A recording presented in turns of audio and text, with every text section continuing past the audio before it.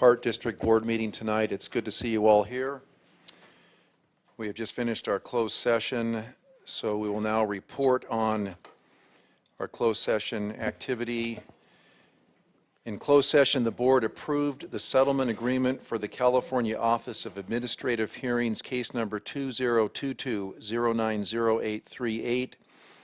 The substance of the agreement is as follows. The district will reimburse parents for up to 118 hours of one-on-one services that may be allocated between speech, language, and tutoring provided by a CDE certified non-public agency. The total reimbursement shall not exceed $17,700, and the district will pay a maximum of $8,500 in attorney fees to the student's attorney.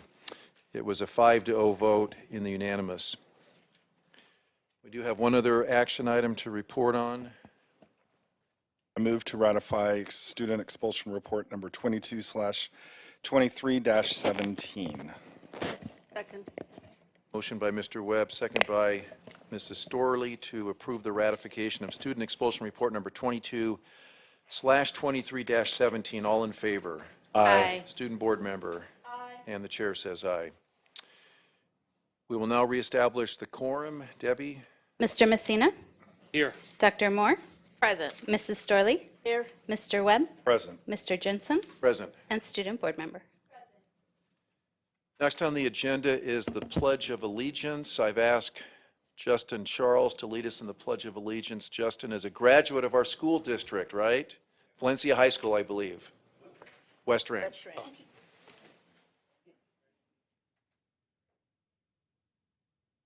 Pledge allegiance to the flag of the United States of America and to the republic for which it stands, one nation, under God, indivisible, with liberty and justice for all. Thank you, Justin. Okay, next is approval of the agenda. So moved. Second. Motion by Mrs. Storley, second by Dr. Moore to approve the agenda for tonight's meeting. All in favor? Aye. Student board member? Aye. And the chair says aye. Next is approval of the minutes of the December 14th organizational meeting. Move to approve the minutes of the regular organizational meeting of December 14th, 2022. Second. Motion by Mr. Webb, second by Mrs. Storley to approve the minutes from the meeting of December 14th, 2022. All in favor? Aye. And student board member? Aye. And the chair says aye. We'll move on to recognitions by the board, and we have a recognition for the One Hart Award. Mr. Kuhlman. Yes, thank you, President Jensen. So this past year, the governing board adopted 4 new core values, and they are courage, creativity, caring, and community. The 4 descriptors are what we call aspirational values, which means that our governing board wants to set aside these character traits as traits that we hope all of our students would aspire to. And one way we've chosen to highlight these values is through the presentation of our One Hart Award. The award is a medallion that is presented to a student, staff member, or a member of our community that we believe exemplifies one or more of our core values. By honoring someone.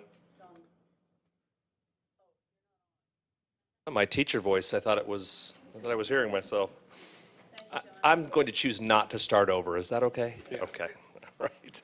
So by honoring someone with this One Hart Award, we are in effect saying to our students, be like these people.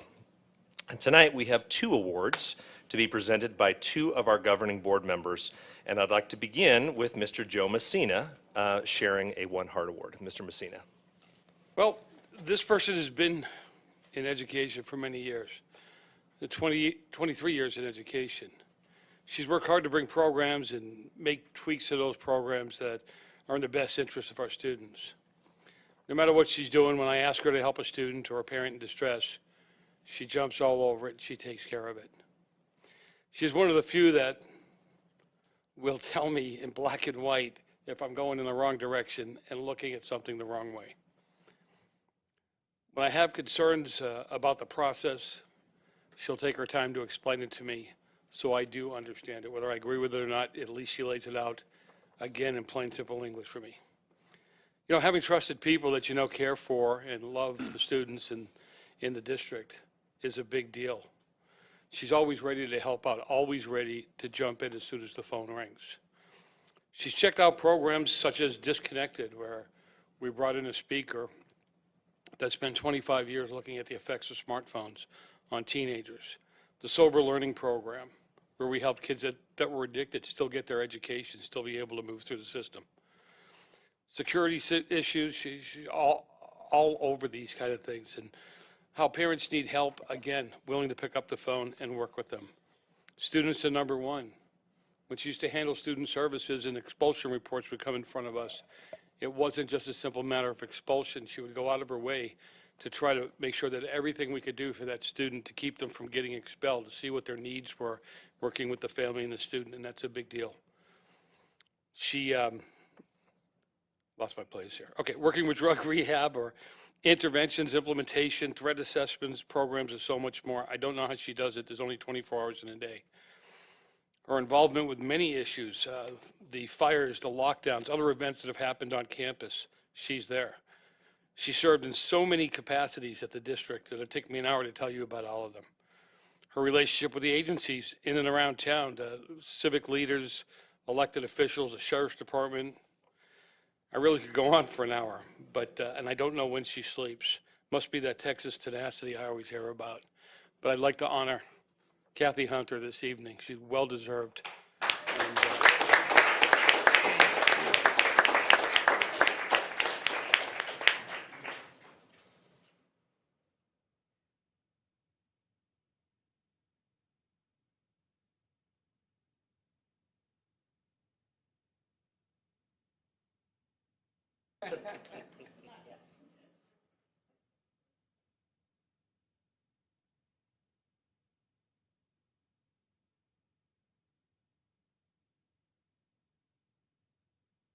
Thank you, Mr. Messina, and thank you, Ms. Hunter. You know, we all agree with all of those statements. So we have a double bonus tonight. We have Ms. Linda Storley, who also has a special guest that she would like to share a few words about.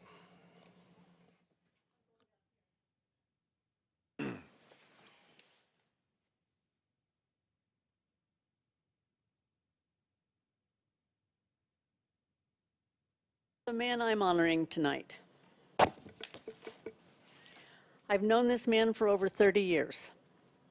He and I have shared students and friends for a long time. The student doesn't only belong to the school, but there's time outside of the school that children, students, teenagers need someone by their side. This is a man that comes in when you need him. He does what you need him to do. We've worked together. When I was on the Parks Commission, we fought an uphill battle to get a Boys and Girls Club on the New Hall Park. I didn't really think it was going to be that big of a battle, but it really was. We did win that one, or should I say that students won. We've shared so many students together through the years, it's kind of funny. Jim Ventris, by the way, is the person that I'm awarding this to tonight, supposedly retired a few years back. Drive by either one of our two Boys and Girls Clubs and you'll see his car there. I see him everywhere. I know he's got that same feeling I do of we're still there for the kids. He's still there to help the kids. He's always there to help the kids. Helping them make good decisions, being safe, respect for self and others is what my friend has taught many, many students over the years. Jim has saved many a student. We work together to help kids succeed. I am so proud to have Jim to be my second #1 Hart Award. Jim fits all of our categories, not just one. He serves the kids by being part of our community with loving care, definitely with courage, and yes, he does it all with creativity. Jim Ventris.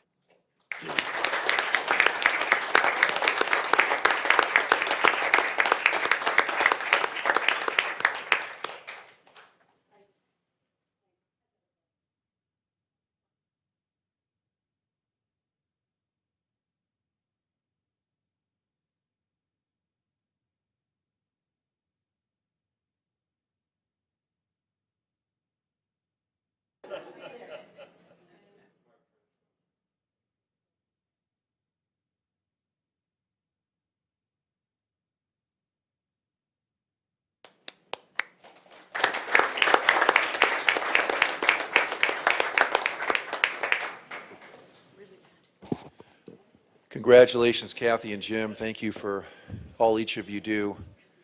Special thanks to Jim for being here tonight. Great to see you again. We're going to move on to the communications section of our board agenda. And the first item is board member reports. We're going to start with Mrs. Storley.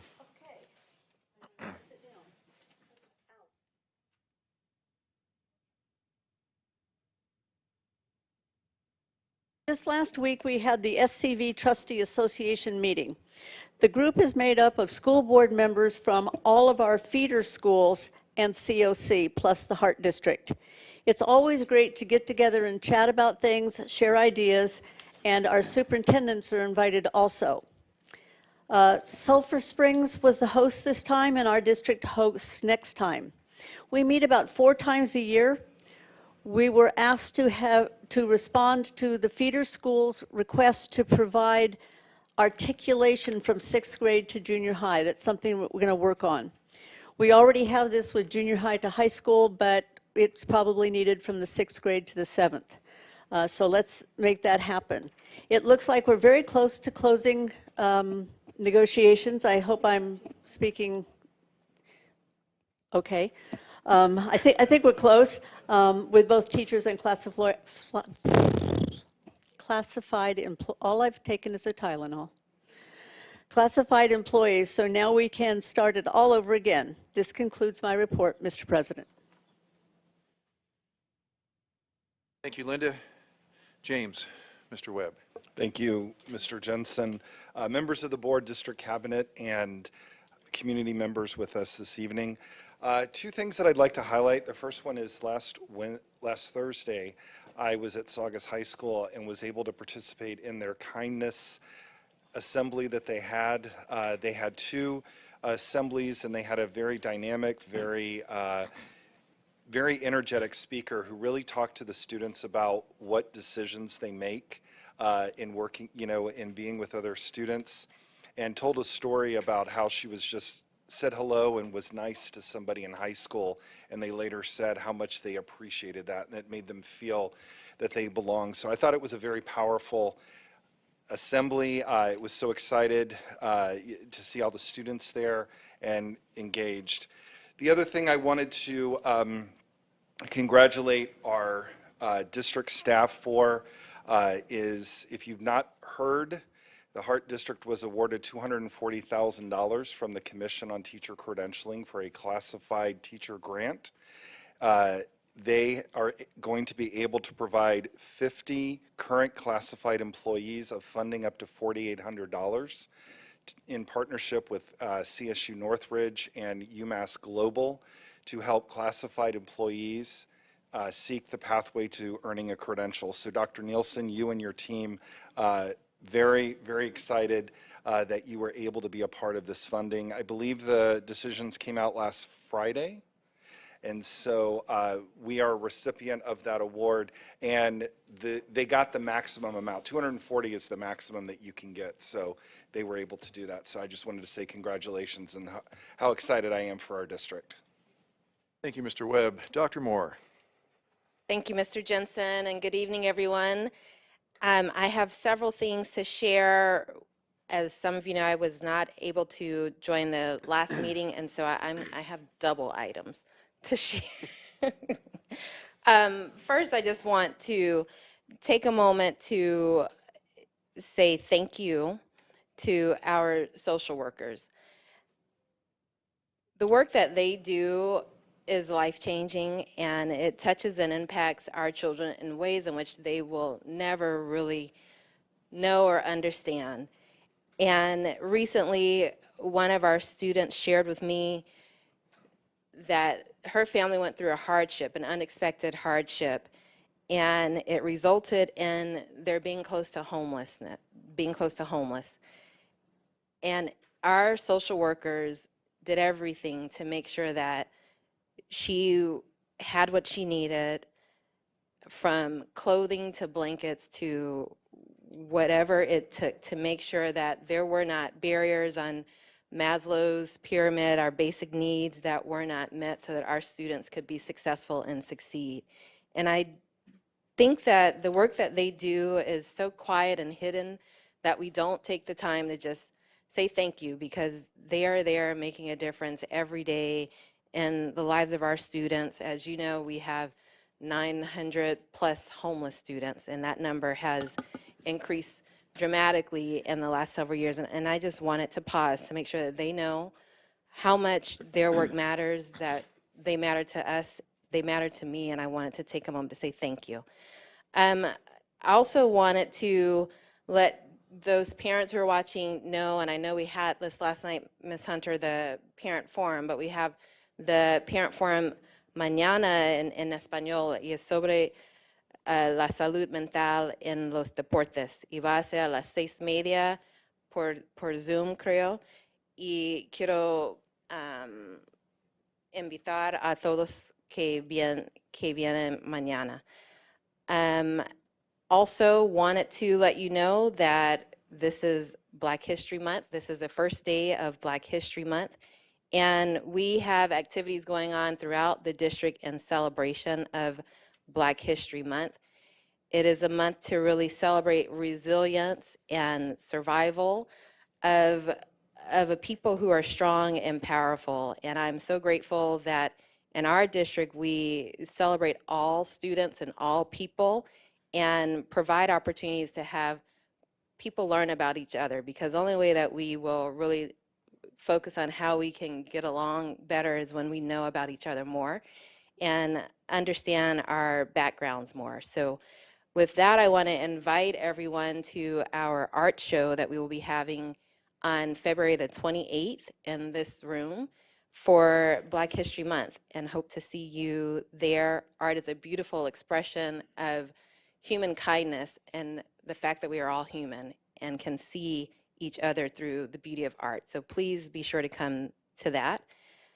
On the 24th, we installed a third Z Club in the Hart District. Z Club is the Zonta Club High School Club, and it was at West Ranch High School, and it was a wonderful, wonderful event. I want to thank the advisor, Andy Sinclair, who is also our wellness coordinator at West Ranch, and who also helps to put on the parent forums. She's multitasking and does a great deal for, and all of our advisors for really stepping up to do that work, to do it because you care and you know it makes a difference when we connect with kids around things that keep them in school beyond the academic. So again, thank you to Andy, but to all of our advisors. We have a budget study session coming up on February the 9th. It will be at 5 o'clock. And this is an opportunity for anyone who has questions about our budget, about our funding, about how we use it, what we're able to do with it, where most of the funding goes, to learn and be a part of a budget study session by having us really open our books. And Mr. Peshek does a wonderful job of walking through all of those components. So that's February the 9th at 5 o'clock. I have one more on February the 25th. And I know we'll have all these dates out, but I want to make sure I share them. February 25th, we'll have our Family Resource Fair at Golden Valley High School, and that will be from 9:30 a.m. to 2:30 p.m. And this is for our schools that are on the east side of our valley, where they come together for a Community Family Resource Fair in partnership with Sulphur Springs School District. And I can save the rest for the next one. I also want to say thank you, or congratulations to Kathy and to Jim. Congratulations. Mr. Jensen, that ends my report. Thank you, Dr. Moore. All Nice right. report. Mr. Messina, you're next. All right, I've got two of them. First one is, has passed, but we weren't here. January 27th was International Holocaust Remembrance Day. It commemorates the victims of the Holocaust, which resulted in the murder of 1/3 of the Jewish people, along with countless members of other minorities between 1933 and 1945 by Nazi Germany. An attempt to implement their final solution to the Jewish question. January 27th was chosen to commemorate the date when the Auschwitz concentration camp was liberated by the Red Army in 1945. The day remembers the killing of 6 million Jews, 2/3 of Europe's Jewish population, and millions of others by the Nazi regime and its collaboration. It went by pretty quick. There wasn't a lot of fanfare. But I really think it's one of those days, like we do with other things. Stop and think about it. Don't let it die, because we don't want it to happen again. And yes, I do love Black History Month, as you know. But I love to talk about some of the patriots that we had back in the early days. Many of you have seen the picture of George Washington crossing the river in a boat. And in the boat were several black military members. One of them, or one by the name of James Armistead, an enslaved man who turned spy for the Americans. Actually, he was a double agent. James had been an aide to French General Lafayette. Lafayette was an avid abolitionist. Frederick Douglass considered Lafayette a true abolitionist who embraced racial equality. James served the general, and at one point, the general needed a way to get information from the British on the British strategies. Americans were getting crushed. James volunteered to go. James went into the British camp as a runaway slave, made sure that they understood that he hated the Americans. He served with the officers in the officers' mess hall until British Commander Charles Cornwall decided to make him his own servant. Cornwallis also needed information as to what the Americans were planning. So again, James stepped up and said, hey, I'll go do that for you. I'll get that information. So through a series of information he provided to General Lafayette and misinformation to Cornwallis, the Americans were able to beat the British in the decisive battle of the war. In the summer of 1781, information that James got to Washington and Lafayette allowed the Americans to devastate the British military and over 10,000 soldiers. The British commander surrendered on October of 1781.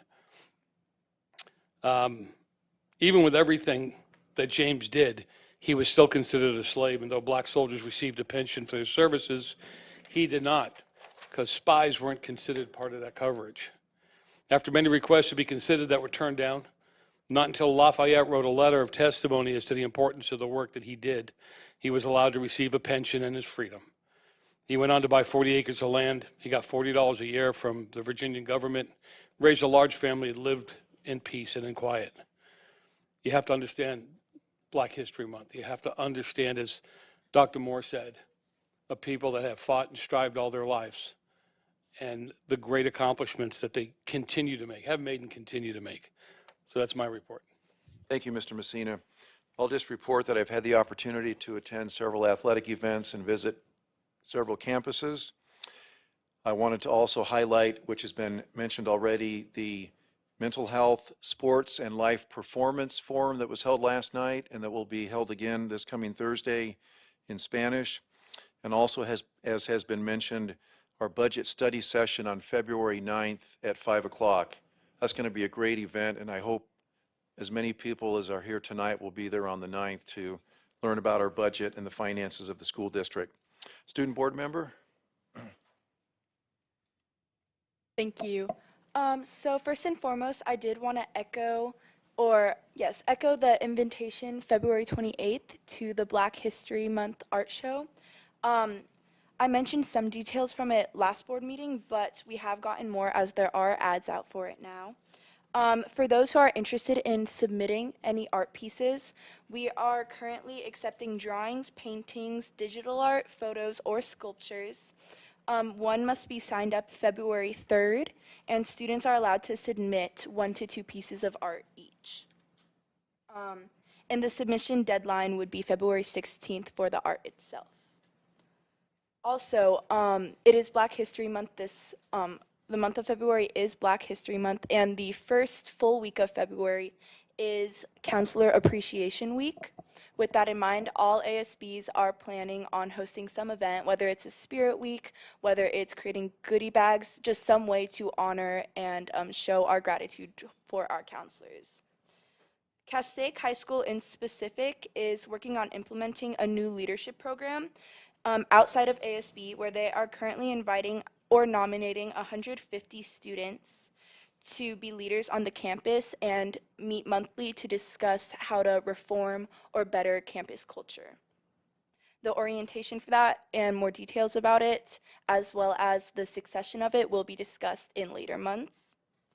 Hart High School just had its winter formal the 28th, and it was very successful. They received a lot of buzz about it, and there was a lot of positive feedback towards it.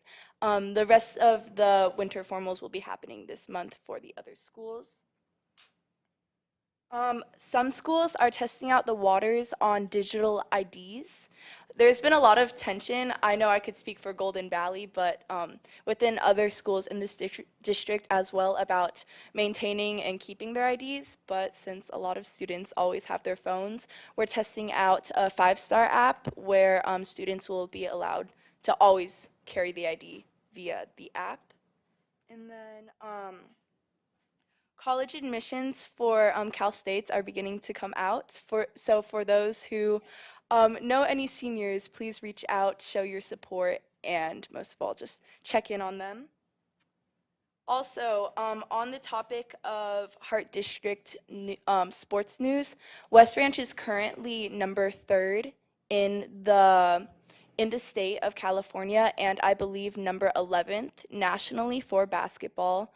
They just played Golden Valley, and sadly we lost, but it was amazing to see. I know even ABC News came out to film some of West Ranch playing, so congratulations to them. And then Golden Valley Soccer made playoffs for the 2nd time in about a decade. So we are doing, Golden Valley is planning on hosting a parade for them during brunch. We're very excited for that. The only other time they've made it within the past decade was last year. So we're super excited. And then lastly, COC will be hosting a workshop tomorrow, February 2nd, for undocumented students hoping to apply to college. So again, we really do want to get that out there and push that information for any students that do need those resources. That's all the news I have. Thank you, Danny. Mr. Kuhlman. Thank you, Mr. Jensen. 3 quick comments. First, I wanted to thank Dr. Akash, who is in the audience today, and I think we may hear from him a little bit later, but for highlighting concerns about TikTok and access on our campuses. And I just wanted the folks to know, we went back and checked, and we actually do have that blocked on all of our servers. So I know there's more to come in that, but I wanted to get back and say thank you for highlighting that. Secondly, wanted to make sure everyone is aware, highlight the fact that on March 11th, we are hosting a teacher fair in our valley. It's going to be held at Rancho Pico Junior High School. It's very important that you all get the word out. Tell all of the best and brightest candidates out there to come be part of the fair and come be part of the Hart District or any of the other districts in our valley. And then finally, at the last meeting, Mr. Messina had asked that we continue to keep the concern about fentanyl first and foremost right in front of us, knowing that this is a concern that affects families and students in our district. And so we've committed to showing videos created by students, and we're going to break that up for the next 3 meetings. And the first video that we will watch to conclude my comments is called One Pill Kills, and this was put together by students at Canyon High School.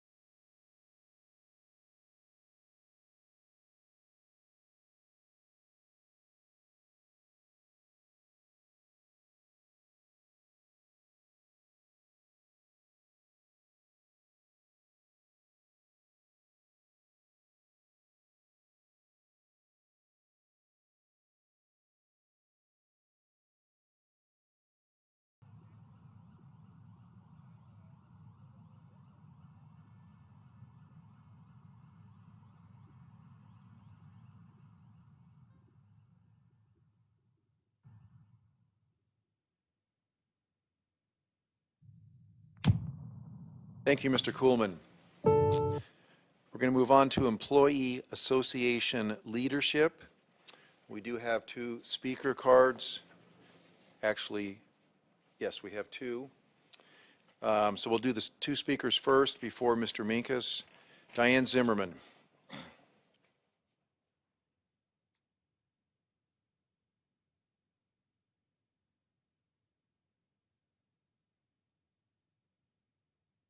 Thank you. I'm prepared. I tried to find out if this was appropriate for this topic, but I gather that it is. I just would like to urge all of you, especially the teachers, to read the book Standing Up to Goliath by Rebecca Friedrichs. It is fact-based and very eye-opening as to how the government teachers' unions have been infusing the CRT dumbing down of our children since their inception decades ago. Teachers, you do not have to belong to that union. This book clearly shows you a way out without losing benefits, etc. Or maybe homeschooling might be the best. I hope that doesn't end up being the case. Again, it is Standing Up to Goliath by Rebecca Friedrichs. And she also wrote and produced Whose Children Are They? And Mr. Coleman, thank you for your TikTok letting us know about that. I appreciate it. And for a couple other things you've been doing. Thank you. Thank you. Thank you, Diane. Our next speaker is Carrie.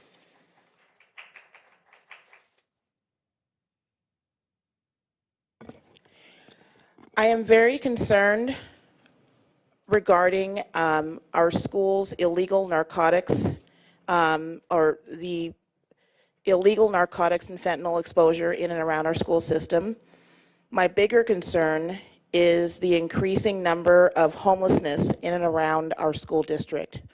With the increase of homelessness, predominantly in areas where police don't frequent as often, there have been incidents of, regarding fires, fistfights, drug use, drunkards, etc. And my question is, where are the guardians that safely escort our students on and off campus? My concern is the ongoing harassment our students have to endure walking to and from school with illegal narcotics on the rise. What is being done with the exchange and influence of illegal narcotics and fentanyl on and off campuses? Are the teachers and faculty and staff aware of the constant peer pressure our students have to encounter on a weekly basis, especially students on foot walking to and from home? Thank you. Thank you. Okay, first of all is John Minkus, president of HDTA. Welcome, John, tonight. It's good to have you here.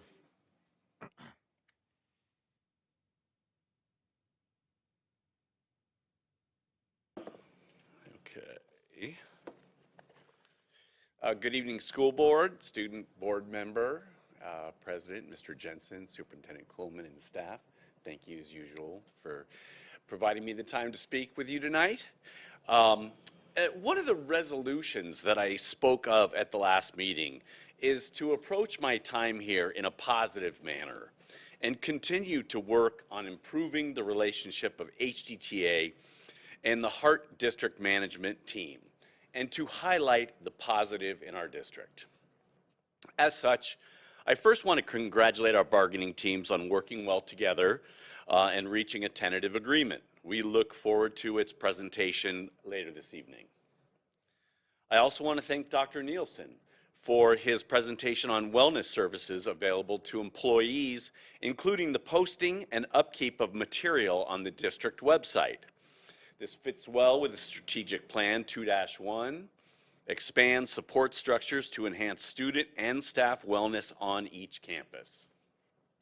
I look forward to any and all specific actions taken by administration in support of the physical and mental well-being of our staff. In addition, a big thanks goes out to Ms. Debbie Dunn for the return of What's Good in Education in its new form, including social media outlets.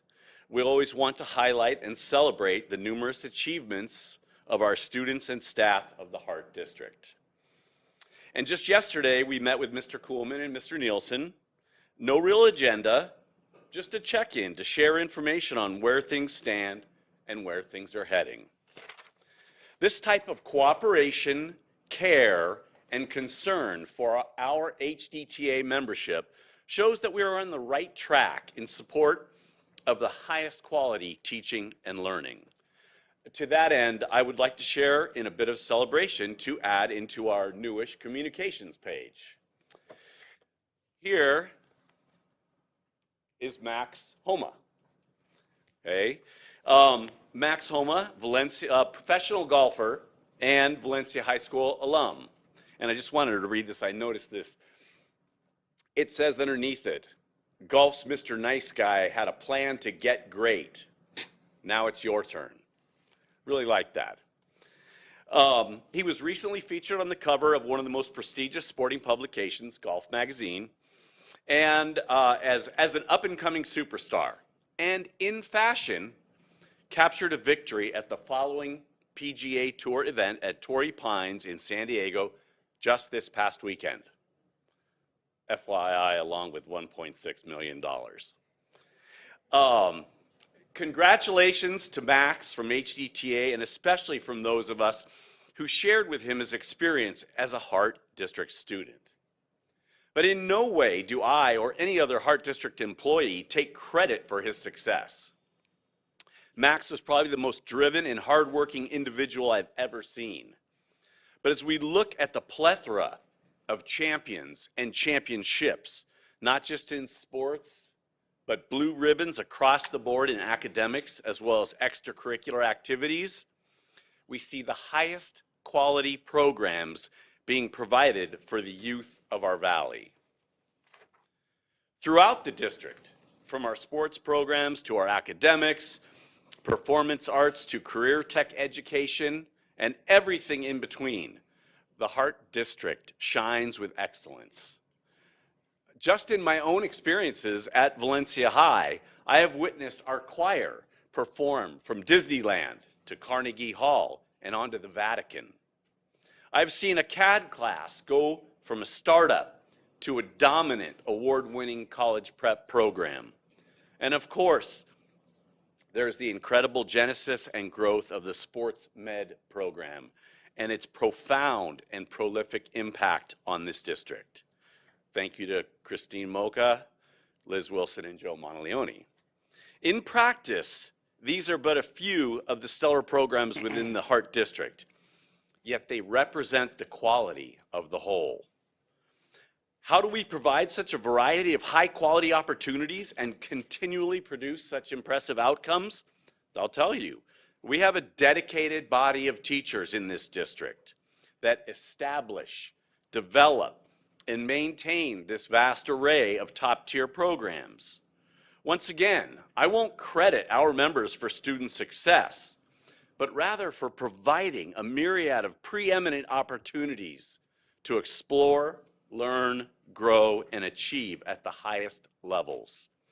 These programs do not come from on high, but from the ranks of our membership. People make programs. So I implore you, please recognize, accord appropriately, and most importantly, take care of your most valuable asset, the teachers of the Hart District. We are one Hart. Thank you. Thank you, John. Next up is our president of CSEA Chapter 349, Janice Dennington. Janice, glad you're here tonight. Welcome. Be here. Good evening, President Jensen, board members, Superintendent Coleman, cabinet, and guests. Tonight, I'd like to open with congratulating HDTA on signing a tentative agreement for 22-23 school year. I'm extremely happy for all of you. Very well deserved. Congratulations. On another note, CSEA continues the negotiations, asking the district to accept our offer of 8.22% on salary schedule and adding a step 6 to our salary chart. We would like to help the district retain and attract future employees, and we feel by adding the additional step, it will not only help the district remain competitive with our neighboring school districts, but our district would also be able to compete with businesses that compensate at a higher hourly rate, but don't guarantee built-in longevity paid incentives. 5 years ago, the average number of years a classified member worked for the district was close to 14 years. Today, 2023, it has gone down to 8.67 years, meaning our employees aren't staying as long as they used to. CSEA negotiating team is asking the district to accept our offer. CSEA is looking forward to meeting with the district this Friday, February 3rd, and hopes of reaching this tentative agreement. Thank you. Janice, thank you for coming tonight. Appreciate your remarks. Our next item is school site report, Bowman High School, and we do have a speaker card for this item, so we'll have the speaker first, Santa Rivera.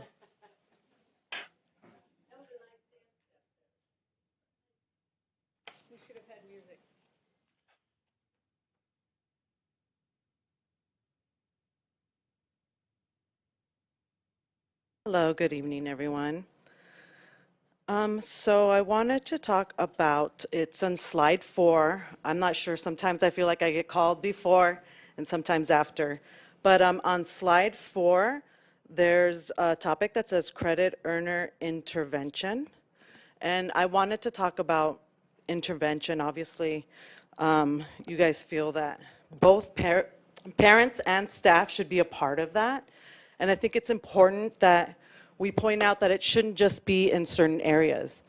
So this topic that's going around about children being able to keep important information from their parents, like wanting to have a sex change or wanting to be called by a different name at school and not at home, and the parents not to find out. I think it's something that maybe we should learn to find a way to do some type of positive intervention where we could teach parents to be a little bit more understanding how to speak to the kids about the topic, how to be more open about it, and for a child to understand that there's a difference between being a teenager, rebelling, and not wanting to tell your parents things and wanting to hide things, to teach them the difference of when it's positive and when it's not.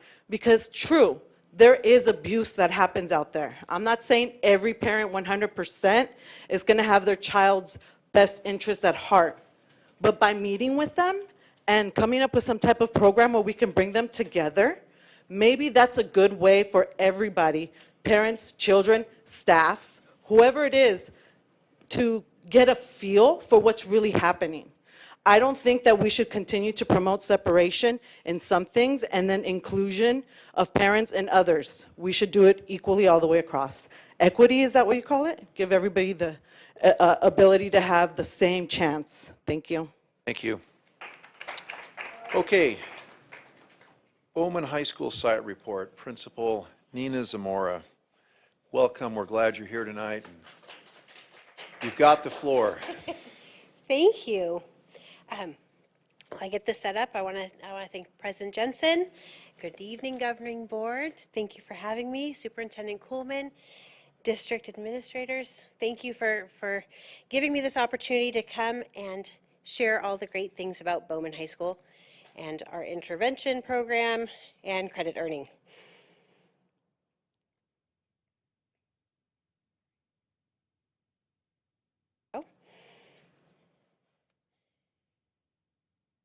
So I'll start with our current slide. Bowman has served 543 Bulldogs this school year. Our demographic data breakdown is predominantly 12th graders, predominantly male, and predominantly Hispanic. We serve several populations. About 15% of our population is special education. 9% are English learners. 15% are currently designated homeless. 30% of our students have work permits, and we have an excellent work experience program where students can also earn credits and take a work experience class. And 21% of our students were junior high school non-promotees. This data is important for me. Now, keep in mind, I was a math teacher for many years, so I love a good chart and great data, but the junior high school non-promotee component of that tells me that 21% of our students have been unsuccessful for a very long time and needed some level of intervention and have had some level of intervention for a long period of time. And those students all are phenomenally successful at Bowman. So in our program, beyond just the academics, our focus is always to build relationships with our students, because when a student feels that you care for them, they work hard and they excel academically. So this year, my assistant principal, Mr. Herring, started, he did not know I was going to say this.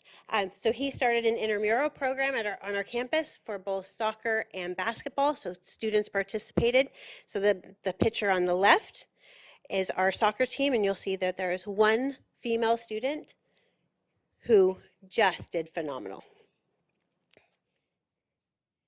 So in accordance with Strategic Plan 1.1 and 1.2, which is standards-based instruction, assessment tools that monitor student progress, meeting the needs of all students. This is where Bowman excels, because we really do wrap around and create such a safety net for each one of our students. They are with us because they were credit deficient at some point in time and were unable to recover it at their comprehensive high school.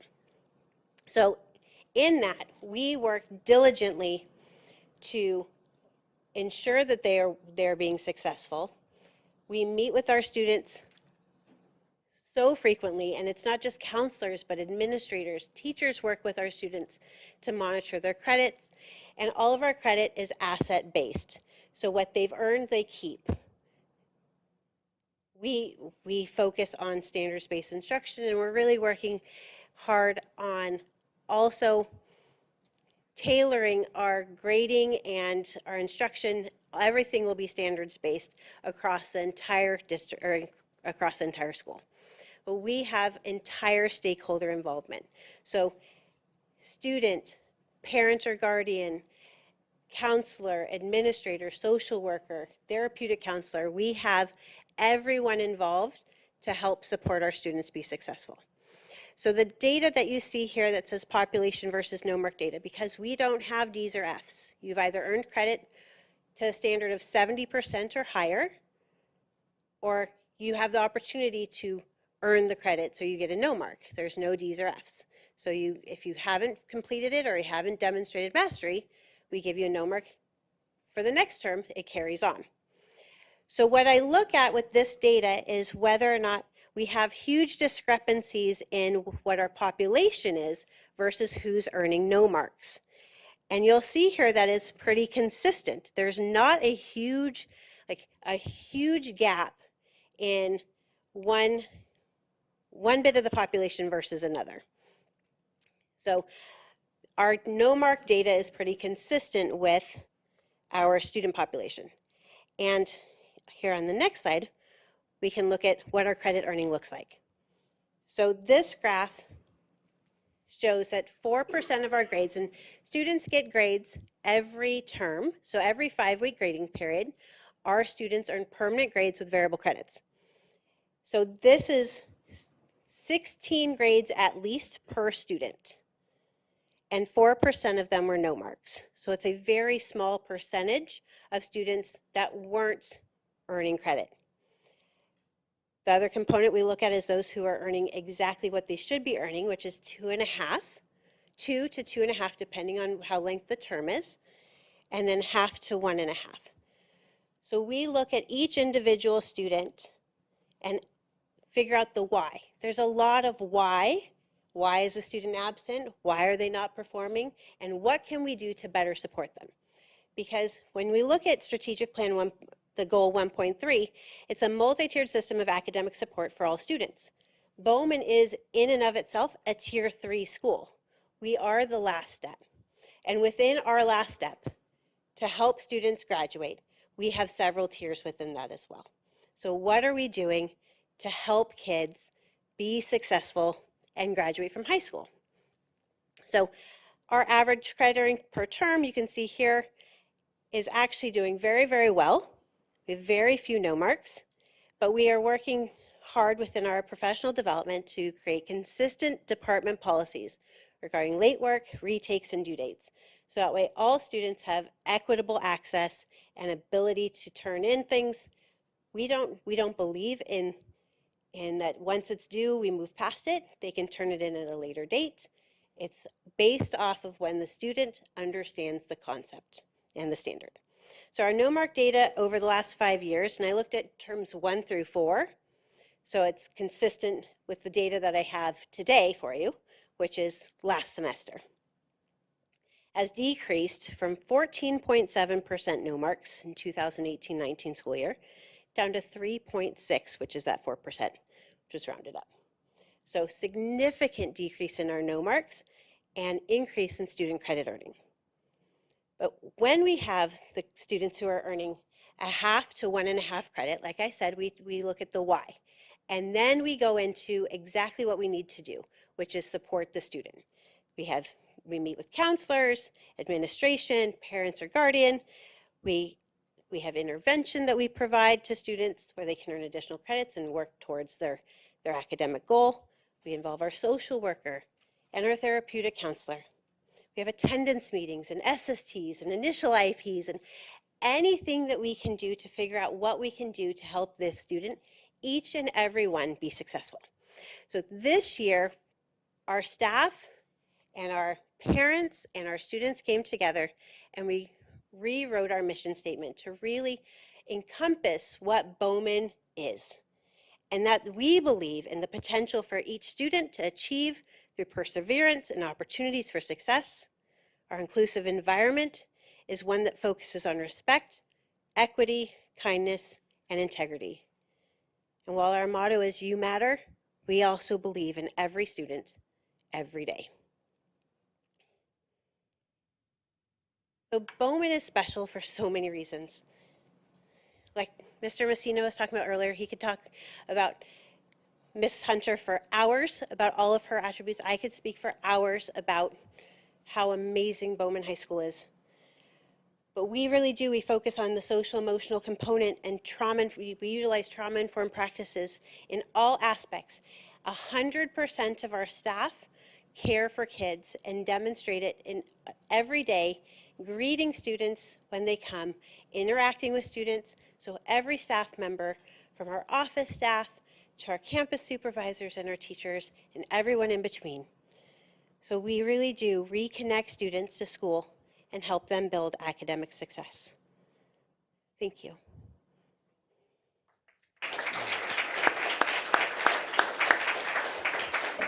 Can I add one more thing though?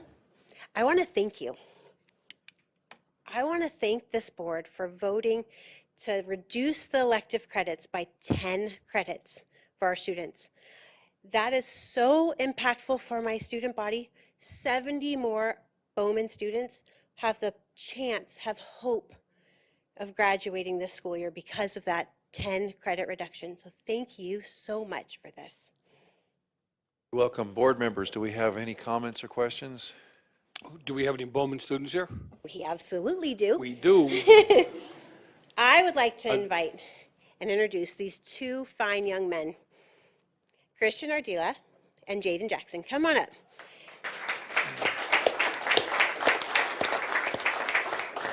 Are those speeches in their hands?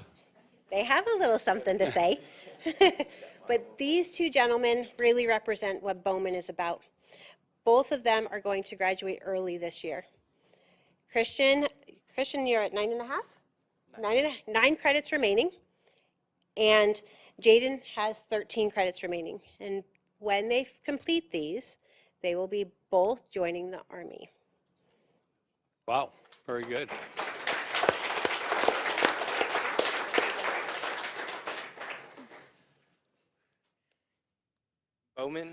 Bowman has had a big impact on my success at school because of the staff members.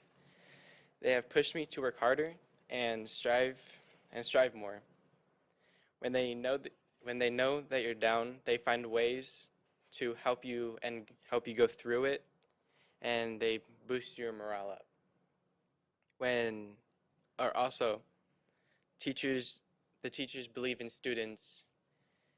the students' ability to be successful and work hard. Thank you.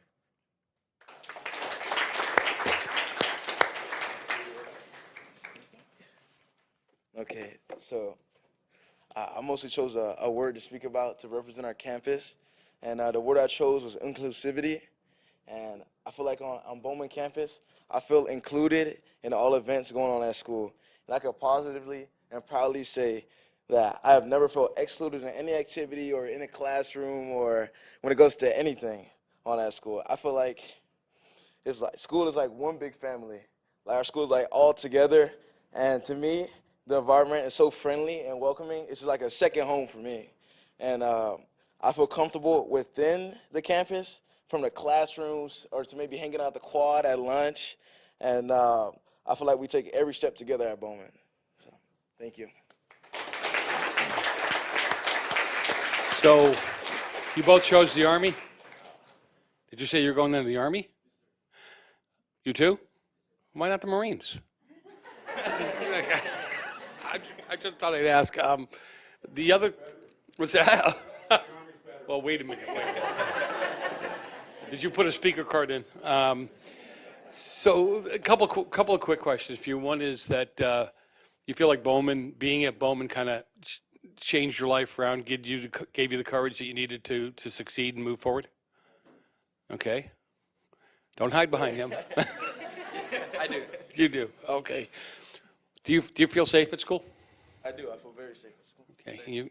And as you said, you already said you felt like it's very inclusive, and do you feel that it's very inclusive and you got the support of your teachers and staff?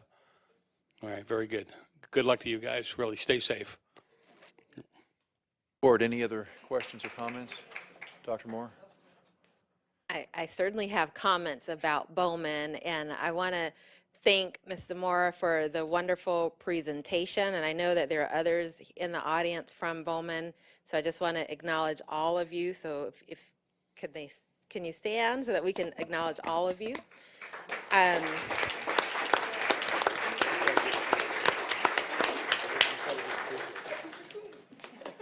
Some folks didn't stand. I'm seeing them, but hi. And I did that because I know that with Jaden. What Jaden said is we take every step together. He said a lot of things, Jaden and Christian. Okay. They both said a lot of things, but I love that we take every step together, because you can see that from your staff that's here and the support that is always visible when I'm on your campus. I see that it's not that student is your student. Everybody there is everybody's student, and we all take every step together. So I love that. Thank you for sharing the data, and I really appreciate, like you shared, we could spend hours and hours talking about the amazing things that happen at the Bowman campus. But for me, the most amazing is what you've said in your mission statement. And again, you see that when you're there and you feel that, is that it is about every student every day being successful. So congratulations, and looking forward to seeing those 70 additional students graduate this year and celebrating with these young men at graduation as well. And thank you for your early service in the Army. Thank you. Thank you, Dr. Moore. Mr. Webb. So, Mrs. Zamora, thank you for a wonderful presentation. I love the data.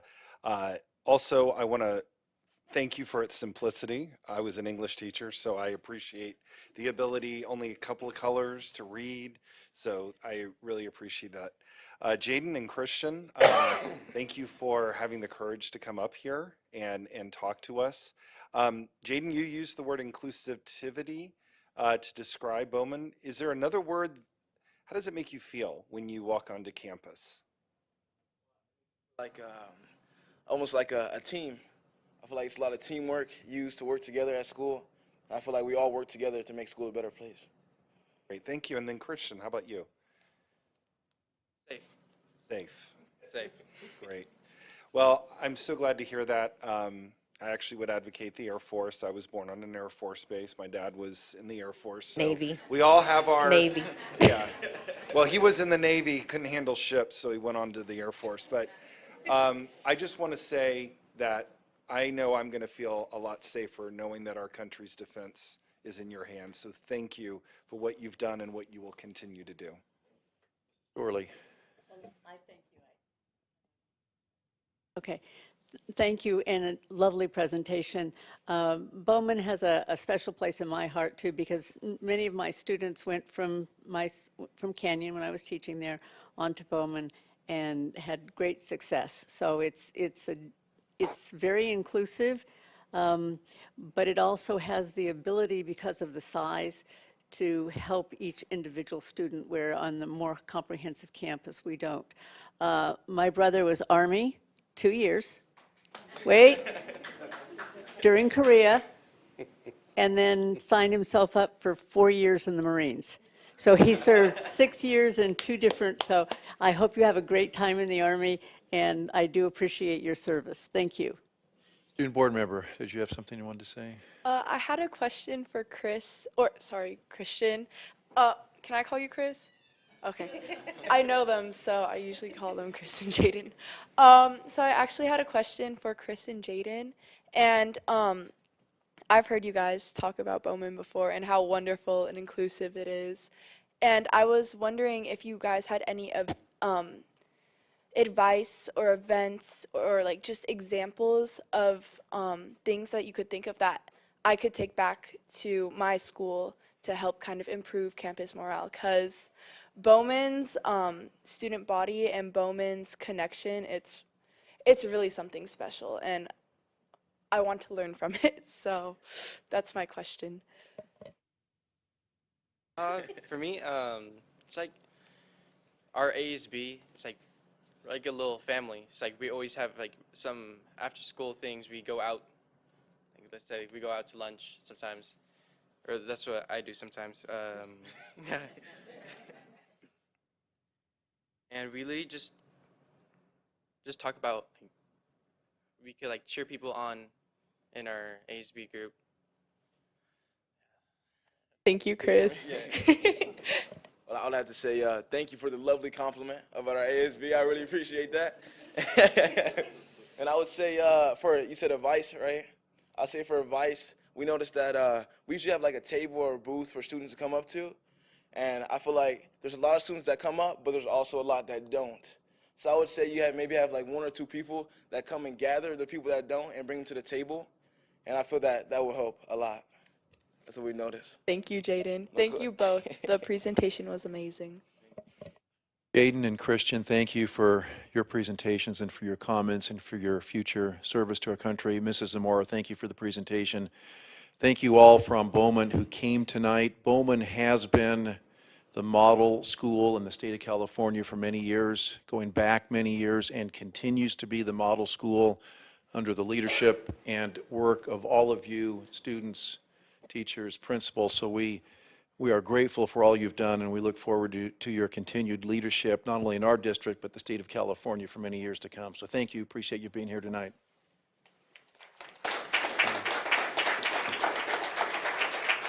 Okay, next on the agenda is our public comments section. If you wish to address the governing board on a topic within the subject matter of its jurisdiction, please complete the request to address the board form and return it to the secretary to the board prior to the beginning of the item. Comments regarding the consent calendar will be taken during public comments. Please use the microphone and state your name. It's optional. No action will be taken on any item not appearing on the agenda, and the board president will limit your comments to 2 minutes. The president may limit public comment time based on the number of persons who wish to speak. If you wish to speak regarding an item that appears on the agenda, you'll be called upon to make your comments at the time when the item is discussed by the board. Our first speaker is Virginia Ryan. Following Virginia will be Lisa King, and following Lisa will be Carrie. Good evening, everyone. I wasn't here last time, so Happy New Year. Hope everyone had a good Christmas. On December 16th, 2022, the Hart School District, my family, and all the Bowman students lost an amazing man. Excuse me, it's Richard Ortiz. I'd like to read his obituary because he was such a phenomenal person and was part of the district. Richard Philip Ortiz was born in Monterey Park, California on October 30th, 1960. To Robert and Dora Ortiz. He grew up in Alhambra, California with his brother Bob and sisters, Jerry, Jamie, and Roberta. Richard attended Ramona Elementary School and Mark Keppel High School. He played baseball in high school and college. He often told people that college was the best 18 years of his life. He attended several junior colleges and universities while playing baseball. and eventually graduated with a bachelor's degree from Azusa Pacific. Rich spent his life working with the youth. He worked for 25 years at 5 Acres, a residential facility for abused and neglected children in Altadena. Even the year he spent living in Hawaii with his wife Karen, who also is a teacher in the district. Early in their marriage was spent working with youth at the Salvation Army Home for Children. His last 7 years were spent working as a substitute teacher for the Hart District. It didn't take long for him to become a preferred sub for many schools, including my daughter. He was her substitute teacher. However, his art always belonged to Bowman High School. If you knew Rich, you knew he loved sports. He coached his sons, Jared and Mark, in baseball, and he also coached my son, and eventually coached freshman and junior varsity at West Ranch for 12 years. He loved sports, traveling, watching Westerns, and eating his favorite food at restaurants. The Dodgers and Raiders were his favorite teams, and some of his best memories were his trips to Vegas with his best friend Michael. Richard loved life and brought light and happiness to those around him. He loved his family, and the birth of his granddaughter, Adiana, was one of the brightest moments of his life. He had such plans for his retirement and the things that he was going to teach her. Richard died with courage, dignity, and grace on December 16th after another short but aggressive battle with cancer. He died at home with his family around him. A lot of light left this world on that night. We will miss him terribly, but we know that Richard lives on in every one of us. So let us all remember all of those that devote themselves to teaching and our kids, and let us never forget Rich Ortiz. Thank you. Thank you. Lisa King. Good evening. I am glad to be here again with you this evening. I am here to support a lot of my special education colleagues and so grateful for their collaboration and things that we've done together throughout my years here as a teacher. I am very grateful for your listening ears and for your gratitude for what we do. It's not an easy job. I don't think teaching in general is an easy job, but what we do for a very vulnerable population is feels sometimes thankless, and I appreciate your appreciation for what we try to do every day. I have so many different concerns going through my head, and I've addressed them with a lot of different people in our district and at my site, and I've talked to a lot of different teachers. I feel like there's a need to step back and look at the structuring of special education and maybe make some time and thought to some overhaul. There's a lot going on that I think we've just become complacent with and have decided, you know what, this is just how it is and it's not much we can do about it, but I think there probably is. We just have to come together and collaborate and figure out what that looks like. We've had a lot of our non-public institutions shut down because of funding issues and because of COVID, and the students that went to those different organizations and establishments, they need something on our campuses because there's not enough places for them to go right now. So that's what I'm looking for, is some big changes. I'm continue to reach out and make our concerns known, but I'm here as a special education teacher loving what I do. So thank you so much for your support. Thank you. All right, next is Carrie, and after Carrie is Connie Sintai, Santa Rivera, and Diane Zimmerman. My name's not Carrie, it's Austin, and I do not have any pronouns either. In this committee... Let me, is Carrie going to be speaking? No. Okay, thank you. So does the time start over? We haven't started it yet. Okay, let me know when the time starts, please. No. Okay, thank you. In this committee, what exactly is going on and being done about the use and exposure of narcotics in our school district? I'm concerned about teens being surrounded, distracted by peer pressure, or exposed at home, their neighborhoods, parties, etc. I'm also concerned about what's being done on who is monitoring the increase of homeless population in our communities and homeless people coming in contact with students walking home from under the influence of narcotics, including fentanyl. These affect students populated in areas of lower standards. These affect students in also lower income neighborhoods and other high-risk areas where police generally don't frequent as often. You know, I'm going to put this down. I'm just going to talk to you guys.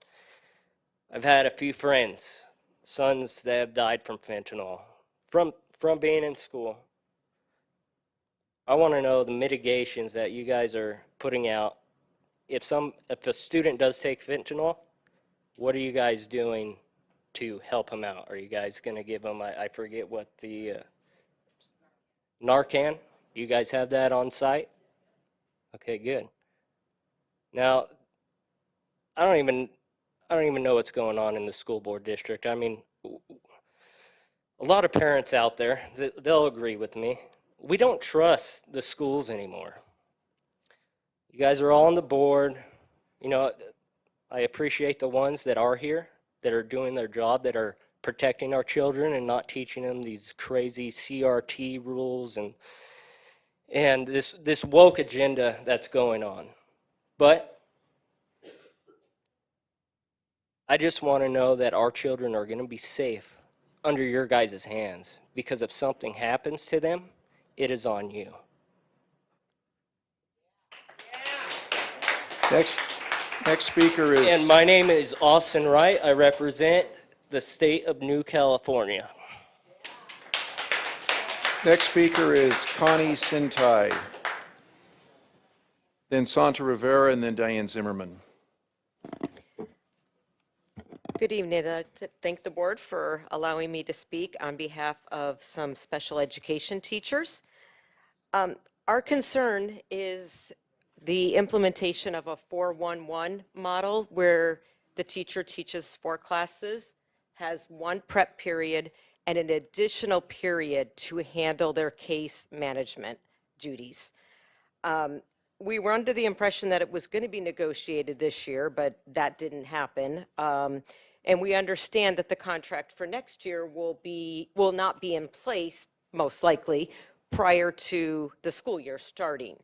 So what we're looking for is support from you that until it is in the contract, which is what we are hoping to strive towards, that we can get your support to at least implement it back at the schools. In addition to teaching, there are 28 additional duties that special education teachers are expected to do. Facilitate IEPs, write IEPs, consult with general ed teachers, counselors, psychs, consulting with the service providers like OT, speech and language, social workers, consulting with parents, phone calls, emails, goal reports every 10 weeks. Each student, if average 24 kids on a caseload, each student has between 3 to 7 goals. That's 72 to 160 goal updates that we need to do every 10 weeks. And we need time to collect data to do that. There is a whole list that is being passed around. I don't want to read all 22 of them. But my main concern is that our prep period is for writing, engaging, and differentiated lesson plans. It is not for case management. We need the extra period and extra time to do the job that we need to do. There will be 2 other Bonnie, speakers. your time's up. Thank you. There's 2 other speakers that also work with us. Okay, thank you. Santa Rivera. Hi, good evening again. So before I go into what I'm going to talk about, I want to thank the Lord for allowing me to be here, because I'm here to not only praise him, but also I'm here to protect the children, as a previous speaker said, that are vulnerable, okay? Our children are vulnerable human beings that we are entrusting to you guys during the day. Also too, Ms. Moore mentioned earlier during the Bowman presentation about how she appreciated or she liked how it was a very tight-knit, it seemed like they were very close at Bowman. Bowman is a smaller campus. Maybe we should consider that when we're filling the classrooms, that when there's a smaller amount of children in the classroom, it might be a little bit more like that, feel more like a family, a little close-knit. So going to now what I'm here to talk about Like I said, it's our children. We need to remember to speak to our children, talk to them, not just about drugs, not just about what's going on in school, not just about how their day went. We have to be more involved in one way or another. We have to find ways to be creative and ways to check on them. You know, we cannot allow what happened these past couple of years. I'm scarred from it, so I'm not going to stop bringing it up. We came to you and begged you guys to please consider the health of our children. And now everything that you guys shoved down our throats with your information and your papers are now being backtracked. So just remember that the next time you get some tyrannical rules brought down to you to then pass down to our children. We will not. Por favor, cuiden a sus hijos. Quiero darle gracias al Señor, a nuestro Dios, por tenerme aquí para poder proteger, ayudar a proteger a los niños. Tenemos que hablar con ellos, tenemos que poner más atención a lo que están aprendiendo, de todo lo que es, no nomás escuela, lo que está pasando con sus amigos, lo que está pasando con drogas, todo lo que está pasando con nuestros Santa, your hijos, time's up. encontrar la Thank you. manera de acercarnos. Thank you. After Diane, it will be William Barnwell, Glenda, and Lauren Sperber. The Signal, God bless them, fabulous voice for all points of view. They hold a town hall to discuss fentanyl and how to treat those that succumb to it through one illegal drug or another. Adult attendees are given a box of Narcan with instructions to use just in case. In other words, put a Band-Aid on a serious problem while letting the problem grow by voting in the very folks responsible for opening our borders and every criminal from all over the world to come in the first place. I am speaking of taxpayer-paid public service positions in every state. For instance, Board Member Moore got voted in again. This is a shame on the voters too lazy to look at the records and actions of those they vote for, because they sure do sound good. They sure do sound like they care about all of those young minds being poisoned against one another. Her complete support of the NAACP and Black Lives Matter supporters that speak out at meetings says it all. Have you thought how easy you are making it for young people to go ahead and try the drugs? If drugs backfire, there is an immediate cure if they get to you on time. I am all for having Narcan on hand. Just don't like the message it is sending through the, dare I say, devil. Come on, kids, go ahead, try it. It will solve all your problems. Please play down the Narcan just a tad and play up, teaching kids and adults the devastation brought on by using drugs and alcohol. Sharice Moore was the only one running for this board that was supported by the teachers union. An extremely high percentage of union money went to support Democrats across the board. Perhaps teachers' unions need to be reminded that politics is the last thing they should have any part of. But they should sure have a huge part in investigating the brainwashing seeping into their curriculum with excelling speed over the past 4 decades plus. Diane, your time's up. Thank you. Thank you. Okay, William Barnwell.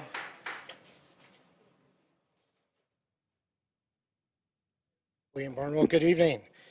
2 concepts here, fidelity and special education and teacher efficacy.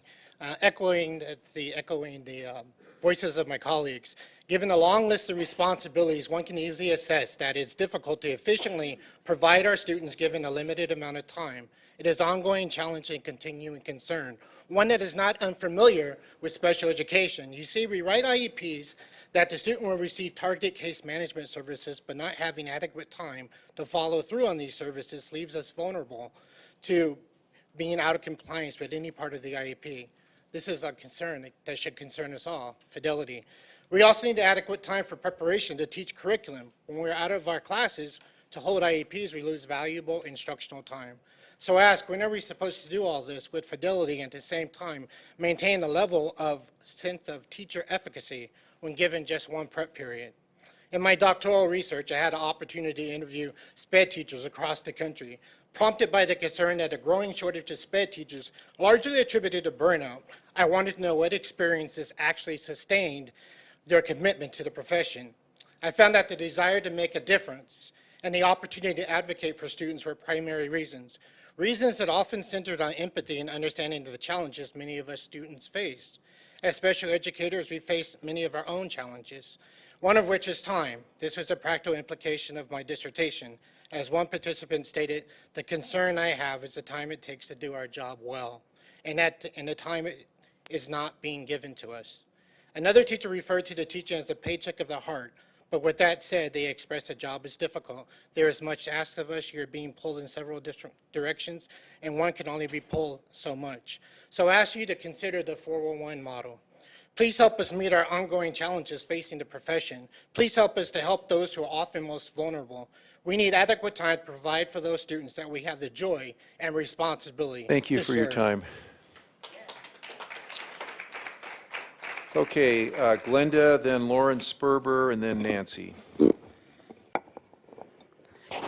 First of all, I would like to thank Mr. Coleman, Schooners, Route 66 for helping us get to almost what we need for August band. Thank you, guys. We really appreciate that. Second of all, I'm going to finish this for Diane, and it says, I am not for putting down college. The real problem is that so many in charge today are results of CRT-infested curriculum. They really believe what they are doing is right. Fortunately, many college students are waking up and realizing they have been had and are doing something about it. I want to ask one question, and it had to do with my friend over there. Can somebody do something, or this board do something about the young man that died that was part of the school district? I think his name was Richard Ortiz. That would be really nice if you did something for him. The other thing is, I was approached by one of the board members when they were being inducted, and basically patted like, well, we had a grassroots campaign. Well, grassroots to me does not mean they're being supported financially and other by the NAACP or the schools unions. And I really do not like the fact that the school union representation are telling their members that they have to vote for a certain person. Let each person go out there and do what they need to do, and do not give them their money. And as far as raises, I'm listening to the teachers. They want 10%, give them 10%. I'm listening to classified, 8%, come on, give them the same amount. And I'll tell you why. Because classified are out there cleaning everybody's school desk, sanitizing everything so they do not get anything else going on. And Linda, I really don't appreciate you laughing out there. Guys, help these guys out. And again, thank you for this Sauga School Band. Okay, Lauren Sperber, then Nancy, and following Nancy, Lynn Yell. The 411 plan should apply to all SPED teachers in the district. At the end of the day, the district is asking us to do two jobs, teach multiple preps and manage a caseload. In addition, this schedule will help support co-teaching model by allowing more time to collaborate for teachers. We are not alone. The Covina teachers threatened to strike on this issue.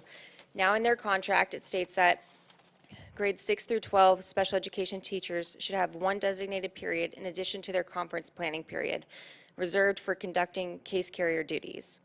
In summary, we work with some of the most diverse students in our district and want to do what is best for each of them. These students deserve teachers to have time to help them with their disabilities and to see them succeed, but we need time to do this properly. I implore the board to really and truly think about this. If you want to keep exceptional SPED teachers, which I think we all are, then you must help to prevent them from burning out. Spending countless hours after school or at home without pay does not promote proper mental health. I know we signed up for the IEP work when we became special ed teachers, but the workload is getting greater all the time, and the time to do it is now less. We get paid 0 minutes to service our special education students and hold or write IEPs. One 50-minute prep period a day, if I'm lucky to get that, is not enough time to get everything I need done. We're expected to do X amount of work, more than gen ed teachers, but are given the same amount of prep time. Which begs the question, are we allowing gen ed teachers to have extra time to rest or expecting SPED teachers to just work extra hours? I, like all of my colleagues, am a professional. I use my time wisely. I work before school, during lunch, and after school, and I still feel like I'm playing catch up. It's discouraging that my family is impacted by having me get out of work late or needing to cut our bedtime routine early so I can complete an IEP. I love being a teacher. I love my students, but I hate that I have to ask myself, today, was I a good teacher or a good parent? Because there's just not enough time to be both. Thank you. Thank you. Nancy, Lynn Yell, and then Carrie. Good evening, board members and superintendent. As I read through your governing board role and responsibility by Law 9000, there are two responsibilities that stood out. Number 3, ensuring accountability to the local community. And number 4, providing community leadership and advocacy at the local, state, and national levels on behalf of children, district programs, and public education. In the Hart District Teachers Association, the Teachers Union, their newsletter, The Voice, dated August 2022, Volume 74, Volume 1, page 3, under HDTA Bargaining Organization Survey, quote, "As is always the case, salary and benefits are the top priorities," end quote. Therefore, being endorsed by a teachers union almost appears to be a conflict of interest, especially to your constituents. President Jensen and Mr. Messina, may I again humbly thank you for being true to your role as governing board members and not loyal to the teachers union, but loyal to our children. And to all board members, we parents are watching you, and we will hold you responsible, accountable to your oath, to your role, and your responsibilities to the law. 1 Corinthians 15:25, for he must reign until he has put all his enemies under his feet, because God always wins. Thank you, and God bless our children, and God bless America. Lynn Yale, Carrie, and then Dr. Akash. Hi, I've been a special ed teacher since I started out as an instructional assistant back in 1991. I did this raising a family on my own. My husband passed away, so I know the time and effort we have to put in to not only teach, but to also take care of our students who have special needs. My time being spent between my family and school has switched. My kids have actually grown up. I don't have to spend that much more time with them, but I feel now that I lost a lot of time with them. The more I look back, even though our job was easier 25 years ago as a special ed teacher, I did lose a lot of time with them. I not only lost time with them, I would bring work to baseball games in triplicate forms to fill out information that was needed for an IEP to help our students.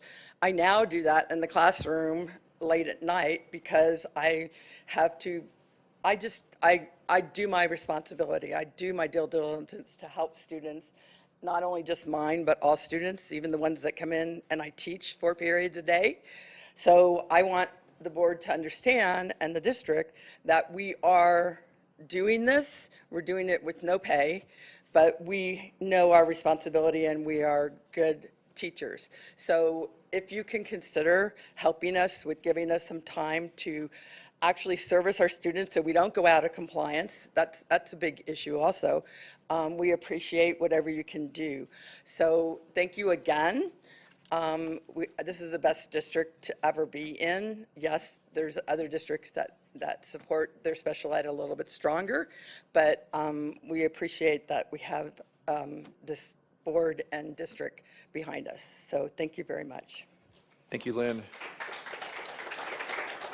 Okay, Carrie, Dr. Akash, and then Cindy.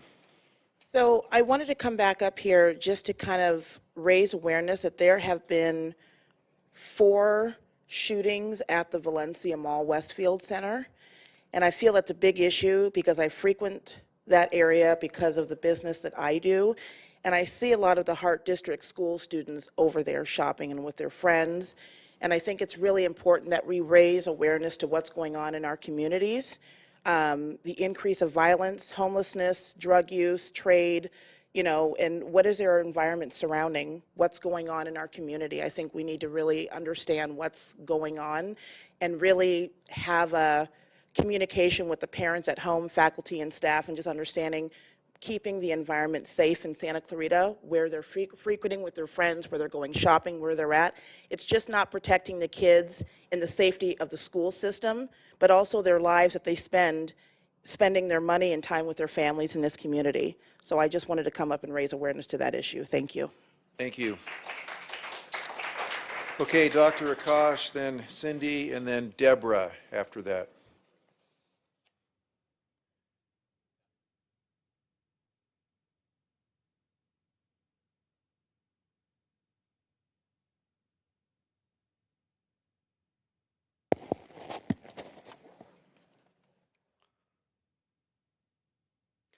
Hi, respected board members, Superintendent Kuhlman, and all the community members. My name is Dr. Akash Ahuja, and I'm a board-certified psychiatrist. At the last board meeting, I spoke about the ill effects of TikTok and how our schools should act to stop its use. I got a call from Superintendent Kuhlman informing me that kids cannot access TikTok from the school's Wi-Fi connection. Thank you. If there is one thing common in this whole room, it is that every parent wants their kid to be happy, healthy, and successful. Not trying to be super technical, but would like to mention that there is a chemical in our brain known as dopamine, which is released when we do activities that give us happiness. Now, our kids get their natural dopamine when they play outdoors with their friends, go hiking, shopping, spend quality time with family, learn new things, achieve academic success in school, etc. On the other hand, the same chemical, dopamine, gets released in extremely high amounts when kids get instant gratification on social media sites like TikTok, Facebook, Snapchat, Instagram, YouTube, Pinterest, Spotify, Twitter, Discord, etc., where their whole focus of happiness is to get more likes. Whenever they get a like, they feel happy. When they don't or get a negative comment, which they do, they feel anxious and sad.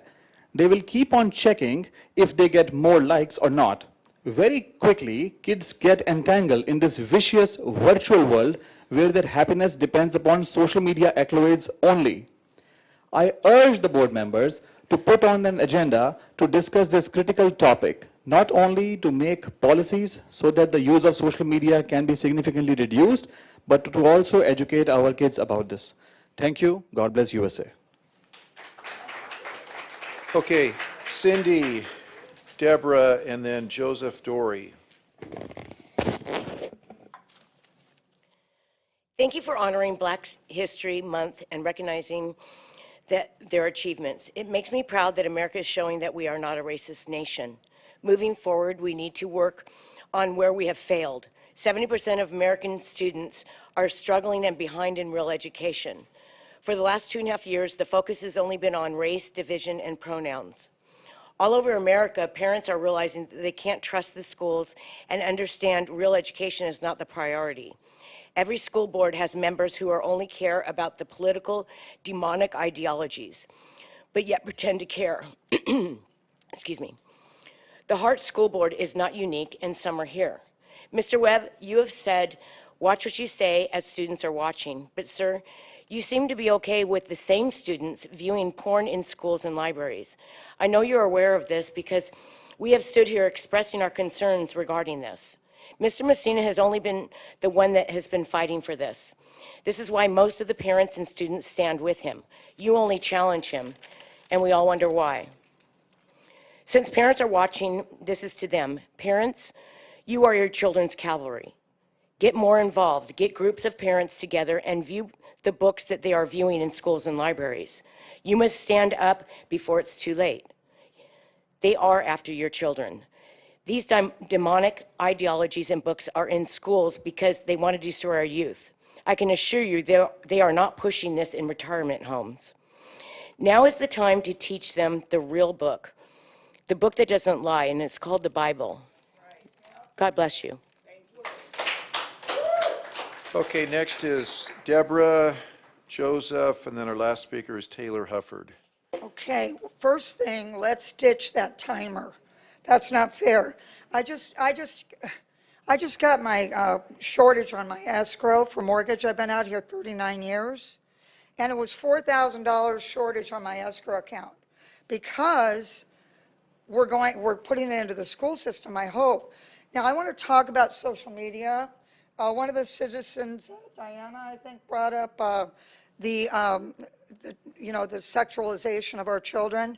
The social media has to be scratched. I've been studying Chloe Cole and some of the other detransitioners on the sexualization. They've had their breasts cut off and other genitalia, and they've had puberty blockers and all kinds of things that they cannot reverse.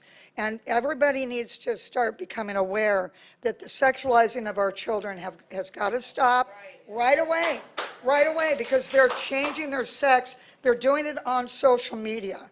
And we really need to pay attention here because they're deciding, they're not even being allowed, the parents are being threatened with child protective services and all kinds of other things, at jail time and everything, because you guys and your social workers are deciding what happens to our children, while I have a $4,000 shortage on my escrow account. You guys got to get cracking here. Eliminate that timer or expand our time out here. We're paying you. This is crap, okay? I am representing New California State. We're going to be the 51st state, and we're going to stop this nonsense. Thank you.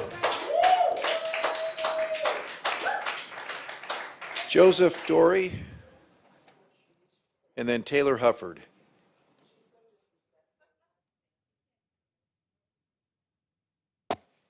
Go ahead, Joseph.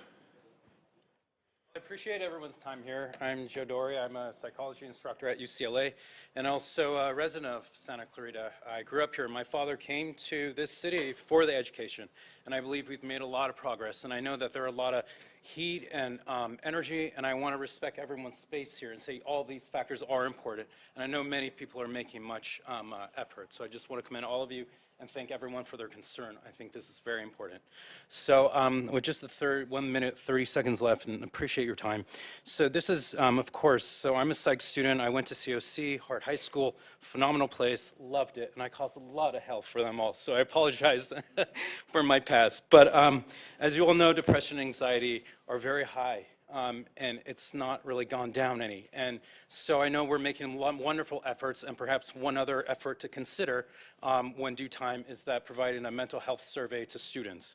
A free mental health survey that's confidential and actually even anonymous, and they get feedback on their social support, parent relationships, faculty relationships, and then from there they're provided with actual numbers that say, you know, this is an area that you could work on to make even better.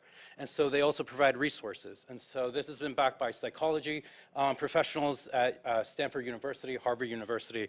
You could learn more at the nonprofit. It's a 501c3, and it's called thegoodstudent.org. It's called thegoodstudent.org. Make sure it's a ORG and not a, I don't know, are we using XXX for the pornography? I don't know, but make sure it's a little humor, ORG. So thank you for that. You have to see a TED Talk. Humor goes everywhere, but you won't find any things like that. So, but I appreciate everyone's time. And again, thank you so much for your efforts, because it has really been, you know, phenomenal and a blessing. And everyone, thank you so much. So thank you. Have a great one. Thank you. Okay, our last speaker is Taylor Hufford.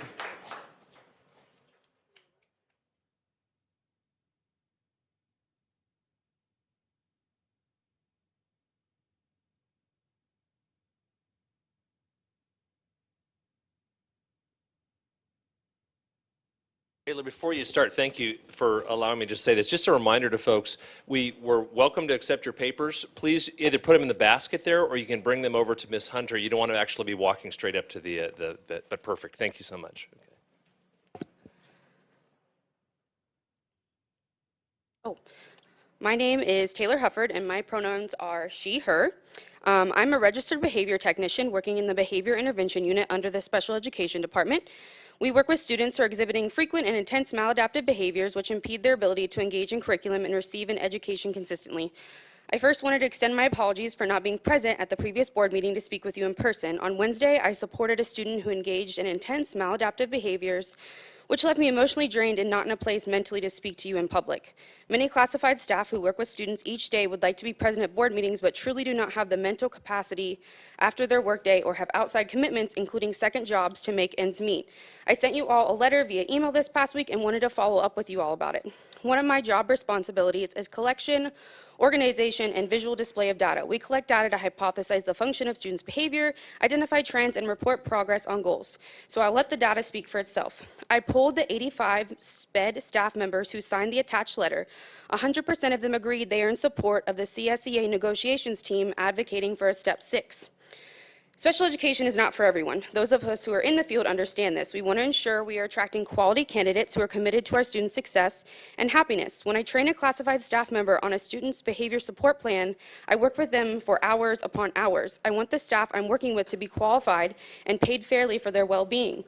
When asked if they felt The most recent CSEA negotiations proposal was equally fair and offered benefits to both seasoned and green classified staff. 95% reported they believed it benefited both parties.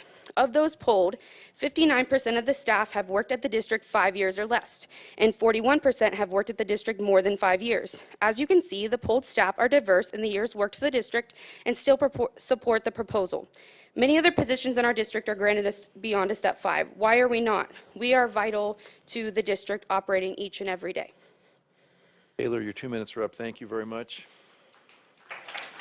Okay, we're going to move on from public comments now to our information items. And our first information item is strategic plan update. We do have one speaker. So we'll go with the speaker first before Mr. Kuhlman introduces this topic. Santa Rivera.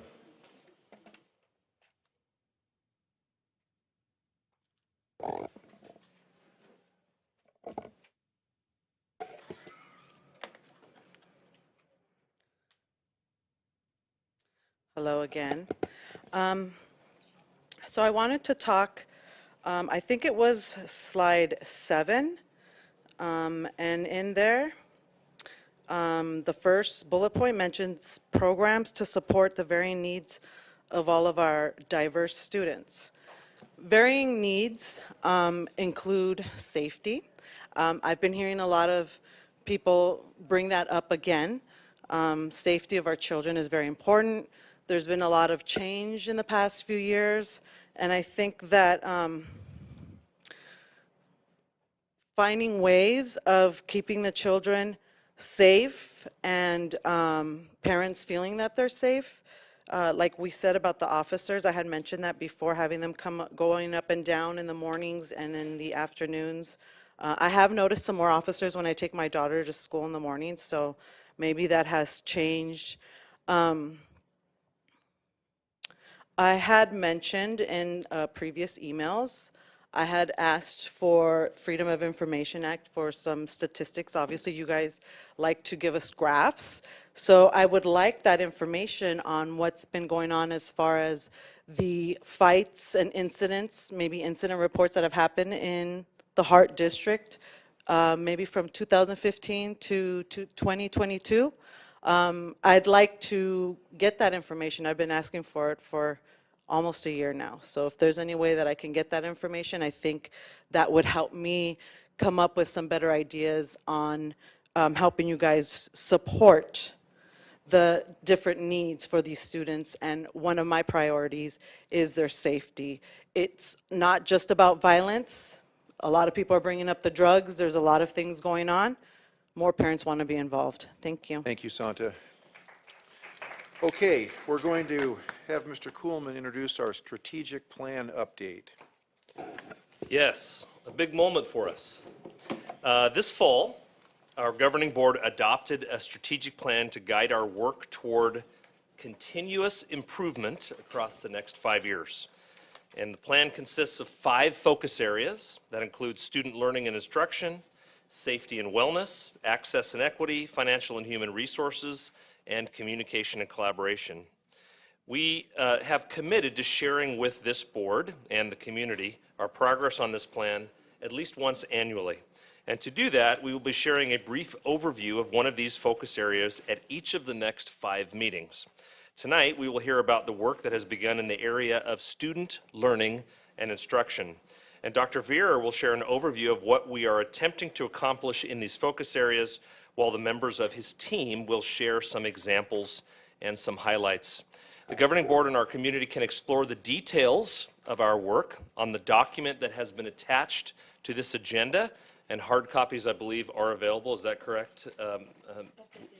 Okay. But in the interest of time, we will not review every last detail here in this presentation. But before we begin, I want to before I turn it over to Dr. Vieira, I want to take a moment to define a word that you will hear throughout this document. And that word is equity. I believe it's important that we take a moment to carefully define equity, because to not do so, I believe we risk confusion.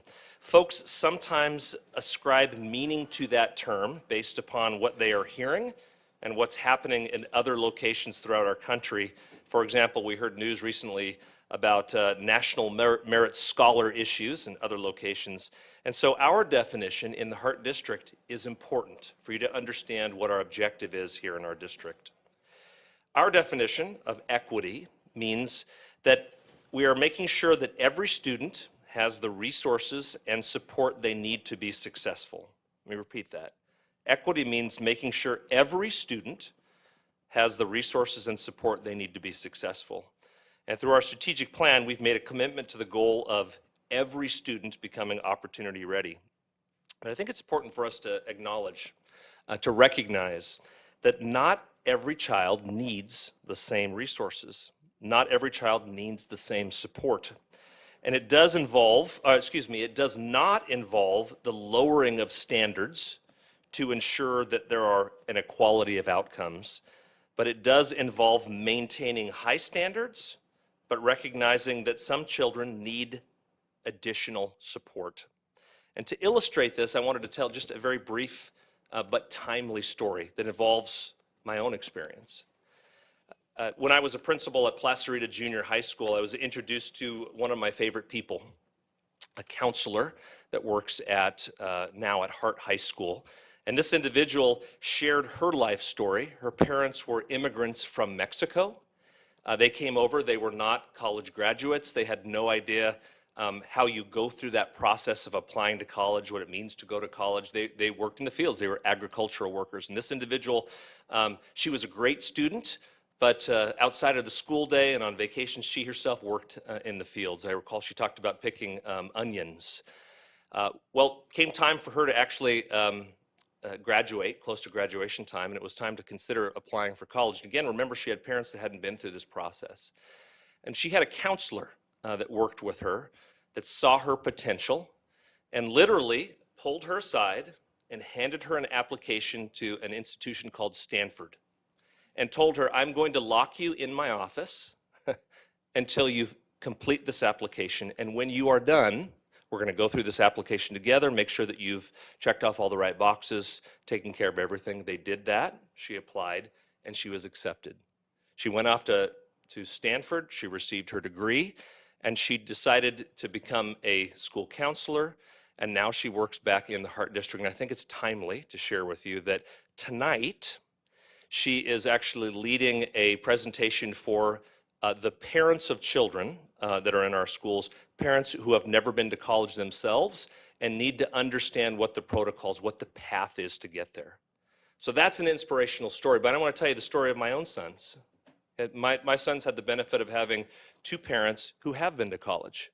And so when the time came for us to apply for colleges, we knew, that you had to pay attention to timelines, and there's this thing called FAFSA that you have to take a look at, and how applications work, and letters of recommendation, and we could walk them down that road. In fact, we are blessed with the resources in recognition of the fact that sometimes your children hear things from other people better than they hear it from you.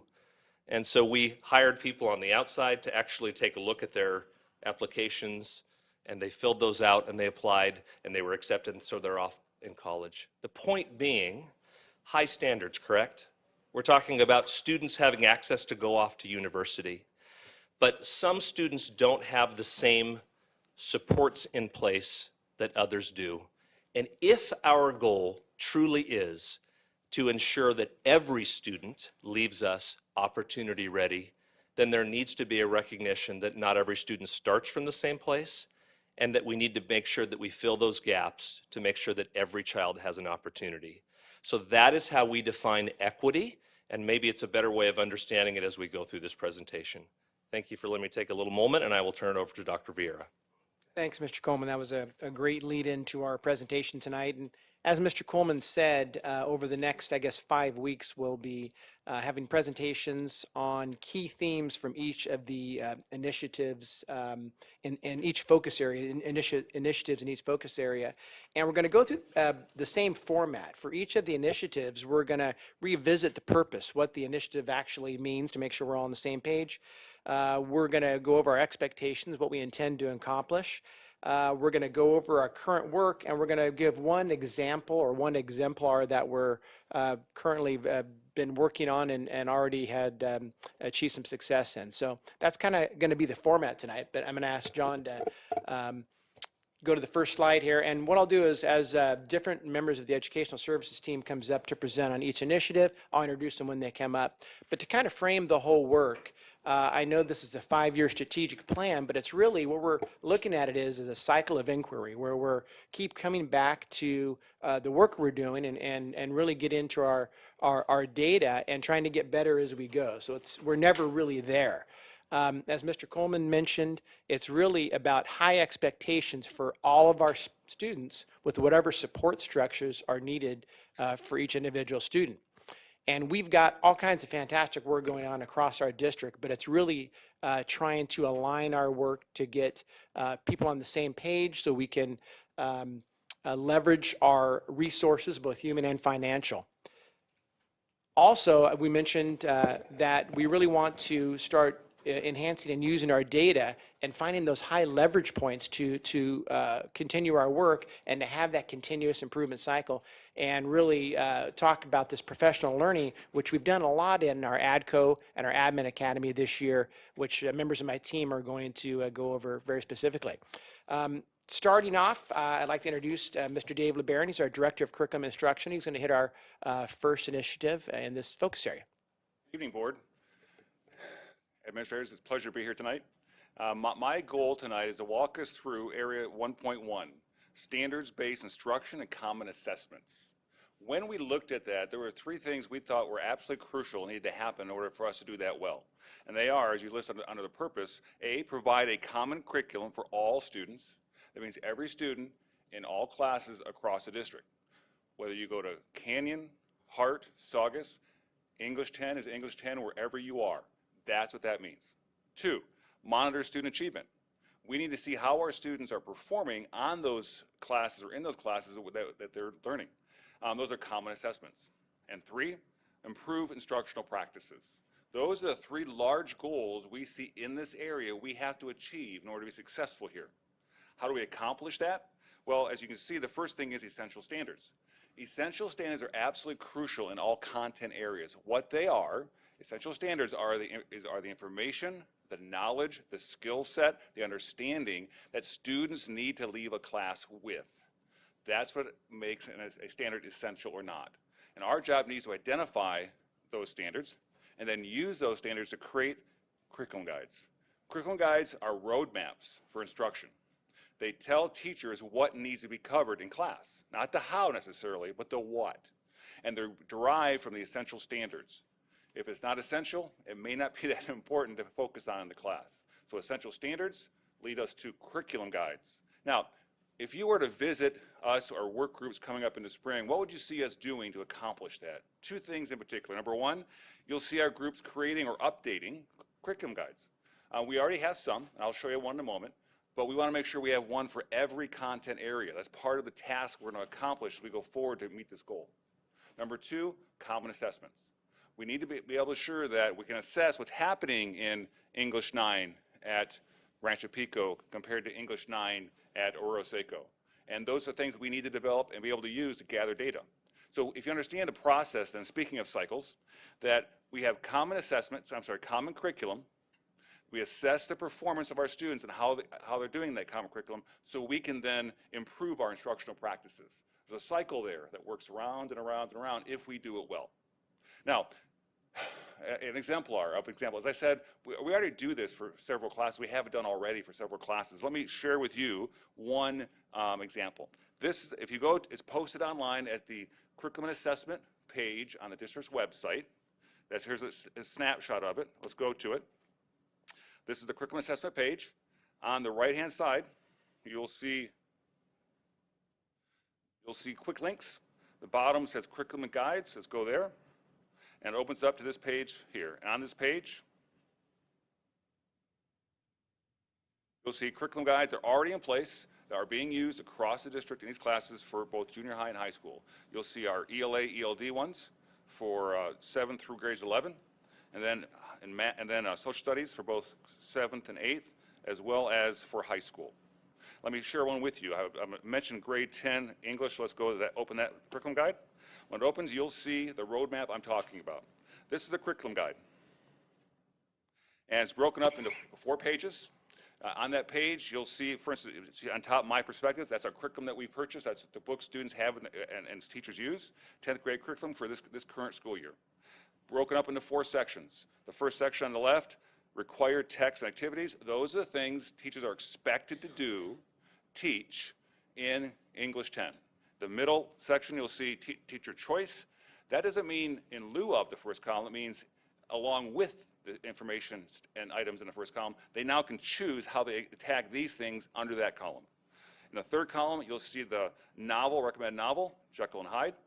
They may not read the whole novel, they may read sections of it, pieces of it, but I should have mentioned this earlier. You'll notice that if you look at the unit title for unit 1, it is Inside the Nightmare. And the essential question is, what is the allure of fear? What better book to read to address that? Jekyll and Hyde. On the final column, you'll see the word required assessments or benchmarks. Some are required, some are not.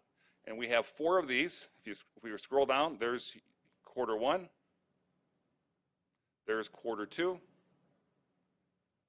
there's quarter 3, and there's quarter 4. And every quarter has a roadmap for teachers to use, and that is a curriculum guide or a roadmap for teachers.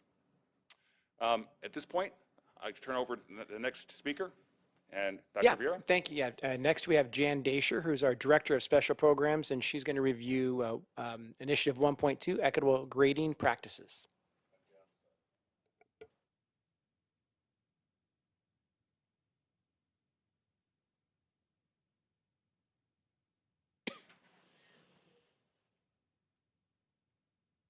Thank you. The purpose of Initiative 1.2 is to establish district-wide equitable grading practices that focus solely on student learning. Grading is a form of communication measuring what students know, have demonstrated, or what they can do with the knowledge and new skills that they acquire. So to develop consistency, we have been having collaborative conversations among teachers to agree upon exactly what an equitable system looks like. It's important that a student's education is not based on winning or losing the lottery of which teacher they get in their schedule, where one would be an easier grader and one would be a harder grader. So we need to be able to assure students and their parents that each student has equal access to the same high-quality education and accurate reporting of what they've learned, regardless of what teacher they are assigned. Much of this work starts by developing common rubrics, which give students a clear understanding of exactly what is expected of them and how their work and level of achievement will be graded. Many teachers have been creating and using rubrics with their students for years to provide detailed learning targets for them, but we are now increasing that practice across the district. Equally important is the concept of providing timely, clear, and effective feedback throughout what they're learning. This goes beyond just checking an assignment for completion or whether it was turned in on time. Feedback provides a meaningful exchange between the teacher and the student about their progress and how they can improve and increase their learning. Feedback also gives the student an opportunity for reflection and strengthens their ability to control their own learning. Ultimately then, student progress will be measured in equal grading increments, focusing on student growth in the learning process. This reporting system shows student achievement in terms of beginning, intermediate, proficient, or mastery of content and performance standards. Even within our current grading system, using letter grades of A through F, we will build in these descriptive levels of proficiency to more accurately describe how much a student has learned and how they are progressing as an individual. So one example of this work that we're doing is the book study on Grading for Equity by Joe Feldman.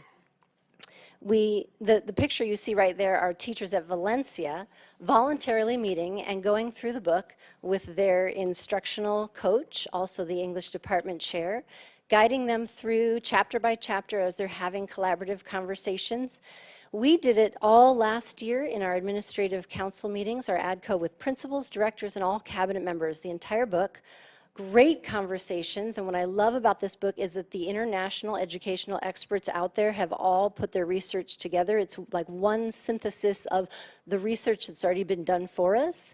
And it takes us through a historical look about where grading started and then how it can transform education for our students from this point forward. So that's one example of what's going on that I think is going to be really important for our teachers to come together on the same page as we really want to find consensus.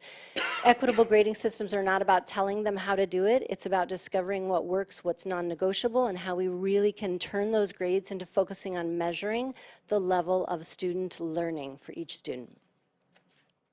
Thanks, Jan. Now I'd like to invite up Matt Hinsey. Matt's most recently been doing a lot of work with our COVID, obviously, program, and now it's transitioning to doing some work with our new student data system and also overseeing summer school. Matt's going to talk about our multi-tiered system of support and intervention. Great, thank you. So our next part of the focus area in the district's strategic initiatives is to build that multi-tiered system of support and intervention. Our goal is obviously to provide a comprehensive support system for all our students, no matter what their individual needs are. This is an important step to closing that achievement gap and helping for all our students reach their full potential. First, what we intend to accomplish is develop that comprehensive intervention program that will provide those multi-level supports for our students. And this will ensure that students have access to all those resources they need to succeed in the classroom. So one of the things we're working on is training our staff in the response to intervention approach, or RTI. This structured and systematic method will help our teachers and staff provide targeted support to students throughout the school day, ensuring that they have the tools they need to succeed. So an example of a comprehensive program is bringing all our summer programs together that we've had in the past, and I'm playing off the mantra of the every student opportunity ready, and we are coordinating these under one single umbrella called the Summer Opportunity Session. And what you see on the screen is under this umbrella you have our many summer programs like traditional summer school partnered with Opportunities for Learning for credit recovery and some credit advancement. We have our grant-funded summer programs like Summer Impact and our CTE programs for our students in junior high and those entering the high school, as well as a program to support our high school newcomers, English learner newcomers. Lastly, working with our special ed department, we have the extended school year element for special education students as part of their IEP. These programs are going to run primarily in the month of July. The Summer Impact and Newcomer programs are actually going to start in June. You know, under this menu of programs that we have here, we can place students, our counselors and our educators can place the students in the program that would fit them best, and putting this all under this one umbrella will give a nice, efficient, productive manner to that. So currently we're finalizing some of the details of what classes specifically that we're going to be having. We're going to roll this out to the school community this month. Thank you, Matt. And now I'd like to invite up Mr. John Carino, our Director of Technology Services, to review 1.4 technology. Thank you. Good evening. So Initiative 1.4, the purpose is to utilize technology effectively to engage students and support learning. And while there are multiple actions in this initiative, so the two I wanted to mention tonight were that we're going to continue to evaluate and provide online programs to support instruction, as well as to provide easier access to data related to student learning. And so the second one is really where I want to focus tonight. As you may remember at the last board meeting, the board approved the purchase of custom data visualization from Custom Tech, and I showed you some slides or a couple screenshots of dashboards from that program. And again, that system is going to allow us to provide a user-friendly way for administrators and staff to access and download data specific to monitor student progress, attendance, behavior, grades, assessment, and more.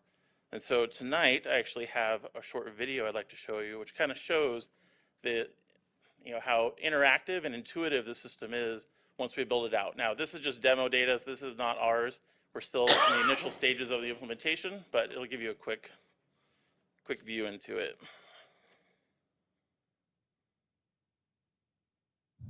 Custom Tech DataViz is the most flexible dashboarding solution available to Infinite Campus clients. Our dashboard homepage provides users the ability to configure their own collection of data views to help them stay informed on a daily basis. The system provides a curated collection of views and dashboards to ensure consistent use of data across the district, and it also allows administrators to create and distribute dashboards that address local data needs. The system uses the Infinite Campus security model to limit access to dashboards and data to which users have been granted rights.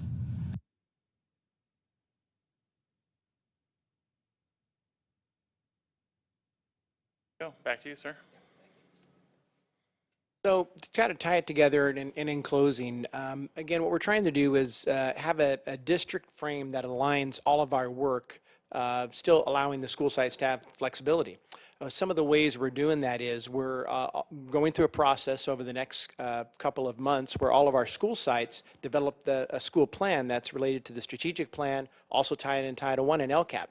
We've started this third quarter with all of our all of our principals, where this is what evaluations will be based off. If you see, it is from the strategic plan. It's got every focus area, all the initiatives, and then there's specific goals and activities that they have brought to us that they would like to do at each school site. And then there's also indicators. How are we going to measure the success? And then, John, if you could pull up the other one. As cabinet members, we visit a minimum of quarterly with principals that we work with, and we're going to be reviewing this document with them. So we're going to be specifically looking at the data and seeing how things went for the quarter and what adjustments need to be made. So a couple of examples of how we're trying to align our work and have everything focused and efficient going down the same path in our strategic plan.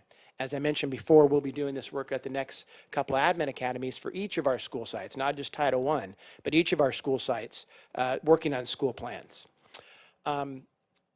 Again, we're trying to have the needed support for all of our students for those rigorous expectations. Again, we're trying to be data-driven. John just brought up this new program that we're very excited about. And John Minkus and I have talked about this a lot. We're trying to set up a structure for our district, but still allowing the creativity of the teachers at the school sites, because they know the students, they work with them on a daily basis. We're not trying to tell teachers what to teach every day, but we do want to have the same frame so that, as people have mentioned, some of my team members have mentioned coming up here today, regardless of the school or the class they're in, they're going to get that same rigorous curriculum. I like to use the phrase common in diverse means. We all want to get to the same place, but it can be a diverse way we get there. And again, that place is wherever the student wants to go. It's that minimum, a high expectation, a rigorous curriculum, and then it's that phrase we keep using, every student opportunity ready. We could entertain any questions, but I also like to introduce two members of our Ed Services team, Arian Wilson, who's our ELD program specialist, and we're going to hear from her in a few minutes, actually, in a presentation. And of course, everyone knows Dr. Carolyn Hoffman, who presented at our last governing board meeting.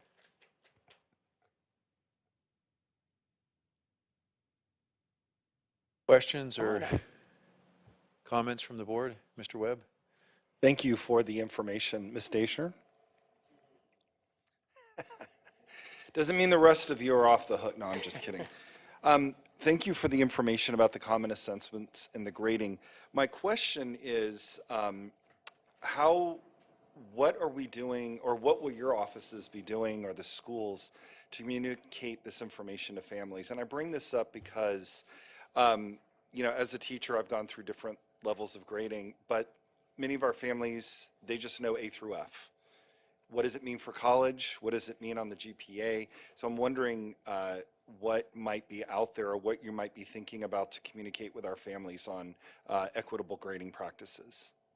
So I first go to our school that's out in front, and I know you have some experience with Castaic High School, and a little bit. They found that was one of the pieces they had to front load. Communication with parents whenever anything is new or anything changes is critical. And it takes a lot of massaging the kinks of people setting aside what they know from their own history, because we all grew up with how education was done to us and the history of A through F and 100 points and chasing points and do I get points for this and does this matter, and is it in all of that language that we have to have a complete mind frame and shift away from and into the language of student learning and changing our academic vocabulary. But it does take a lot of conversations. Castaic has a lot of models that they've given to every school that I use with administrators in ADCO especially to say, here are the bumps in the road that they experienced, and so we need to learn from that and do better. Front load as much as possible, but then walk them through it. And then my second idea is that I think 7th grade teachers have the easiest job in this because students come in from elementary school already understanding what standards look like. When they get a report card from any of our elementary feeder districts, it'll say something like, student can cut with scissors, student can divide fractions. It talks about their abilities and what they can do. That's standards-based instruction and grading. And then it gives them either a letter, maybe a U, an N, an S, or a level or a number, 1, 2, 3, 4. It doesn't say you got an 87, you got a 52. Those numbers don't mean anything unless you actually look at the entire assessment or the assignment or the project. But if we have proficiency levels like they do at the elementary level, and then the 6th graders come in and as 7th graders we carry that on, we're just changing the language. Maybe they use the word emerging and we use the word developing, but they'll understand the system of looking at progress for student learning rather than we have to, what we do now, where they come in 7th grade and we say, throw away what you know. Now we're going to teach you about 100 points. And the 7th graders go, what's 100 points? What does that mean? The parents know because we grew up in that system. But as kids are going through it at younger ages, parents are experiencing that with them too. So I think that transition is a little easier. And I'd like to focus on the junior highs, especially for getting them through. It doesn't mean the high schools get to wait. It just means I think they have a little easier path. Thank you. I appreciate Welcome. that. I just, you're absolutely right going from, and then also, you know, in elementary schools, we have the benefit of conferences. Yes. So we get that, you know, as well. And I think that it is important that we front load and have that. And I do agree that 7th grade would be an excellent starting point and then build that momentum so that it continues in high school. And we already do a lot of work with the 6th grade orientations coming in, whether we call it 7th grade orientation, but I had been a junior high principal, and we filled that Hart High School auditorium with parents who were sending kids to us. That's the perfect place to start and say, this is what it's going to look like, and then do the same thing when they're going off to 9th grade, where we fill the auditorium again. It's not as big a transition from junior high to high school, but you still have a very captive audience to say, here's how it continues now as you go through. Right. And I do like the idea that it's asset-based rather than deficiency. Absolutely. I love that. Because what are you building on rather than what is it that you're missing? Exactly right. So, thank you. Thank you. Dr. Moore, did you have a comment or a question? I do. Okay, Thank you, Mr. Webb, and thank you, Mr. Jensen. Thank you for the presentation, Dr. Vieira. Just some clarifying questions. This is really exciting, and as you know, one of my hopes and goals is that the strategic plan would be the roadmap that drives us forward, and that what's in place isn't something that, you know, is gray. It's very clear where we're going and where we're headed, and I believe it does that. And so I wanted to clarify some things and ask a few questions. One, I know that we were given this sheet here that has the focus area, the action steps are taken, and the progress. And my understanding is that those gray areas represent pieces that we believe we've accomplished. Is that accurate? No, that's just intended to distinguish between the two. Yeah, just for your eyeball to be able to see it a little clearer. Okay, that is great, because I was looking at some of the pieces with the progress measures, and as I looked at those that were gray with what we had in there, for example, the grading for equity book, book study with admin and teacher leaders, my question was, where are we with that? Is that done? And is that all campuses? Is that, where are we at with it? And what's next with that? That was one of my questions. I'll start there for you.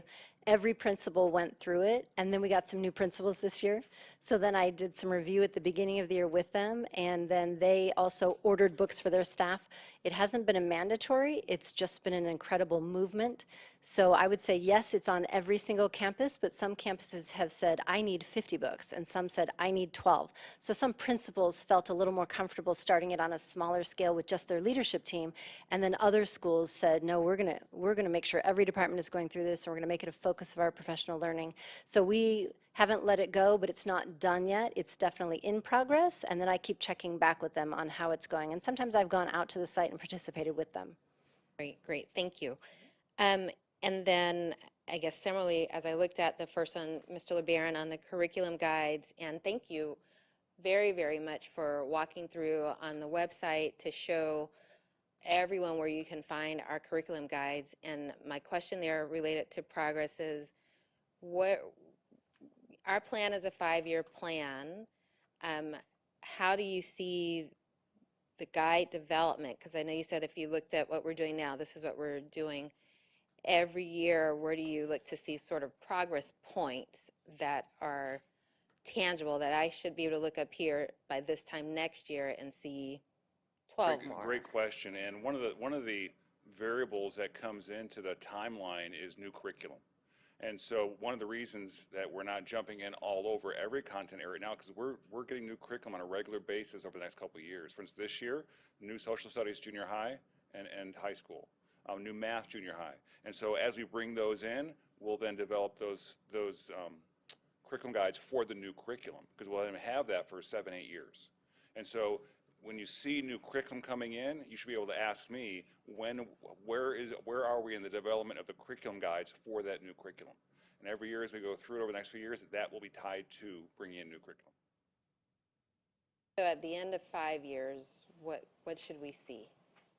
Every core area having curriculum guides, having everything that we've talked about tonight in every core area. I'll lay it out there. I would say I think we'll be there before we get to 5 years, but we'll leave it at that. Thank you. My next question is on RTI. I don't know who did, Ms. Dacier. Okay. Everybody. So again, I love that we are looking at response intervention. And it says train schools and RTI is the action step, and that we have had 6 junior highs attend the RTI conference. So RTI is a model that's been around for a very long time. And I guess I want to make sure, as Mr. Webb spoke about assets and asset-based approach, that by us having it here doesn't mean that we have not been using the RTI model for many, many years to support our students with our multi-tiered system of supports. But it could appear that way. So I guess I want to know, how are we sharing what we have been doing all along in that area and then building on that? No, you can go. Please. Only because I funded that program and work with intervention for the last 5 years. We have almost done a tier 1, tier 3 model. So the RTI is filling that gap with tier 2, which means intervention during the school day. Tier 1, we have had teachers working with students all the time. We've always said, step 1, you let us know, how are you helping your students? When are you available? What are you doing in the classroom? How are you differentiating this instruction? How are you doing small groups? How are you doing follow-up? That's tier 1, during an actual class. Tier 3 is outside of the school day. So we've always had intervention after school. And here are these opportunities. You could come in before school. Tier 2 is, can you build it into the school day for all students? So that's like an advisory period. We've had little pockets of that here and there, but the junior highs came back, and immediately now they're having collaborative conversations with their leadership team to say, how do we change our bell schedule? We need to build something in. We need a 30-minute block or a 45-minute block where we can really grab kids during the day so they don't have to stay after school when they need a little more intensive help. Good. And Mr. Hines, Hensey. That's okay. Thank you for the summer school schedule and the Summer Institute that we have, and Ms. Dasher mentioned this too, about the orientations that we have for 6th graders going into 7th grade and for 8th graders going into 9th grade. I guess one of the things that I would love to see on that summer school schedule and institute is more like a week of preparing you from 6th grade to 7th grade and from 8th grade to 9th grade. Just, you know, orientation is amazing and it's a lot. And a week camp of sorts, 7th grade boot camp, something like that. I would love to see, not selfishly because I have a soon-to-be 7th grader, but I would love to see something like that, a boot camp for them of sorts. So I can speak to kind of some of the things that were on that list that what we do have.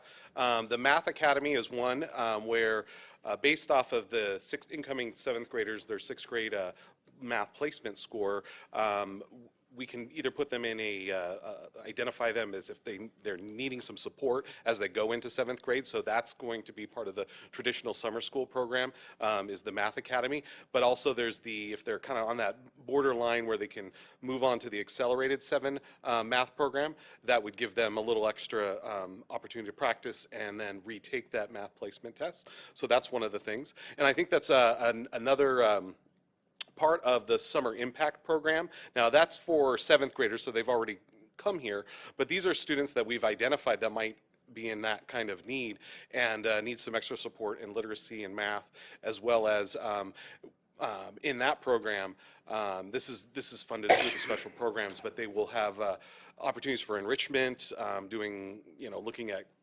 career opportunities as they go forward. Just a kind of whole smorgasbord of opportunities that isn't just curricular, like literacy and math focused. But hopefully it will kind of pick up some of those students that we might not have identified coming into 7th grade, but get them on the successful path going forward. Okay.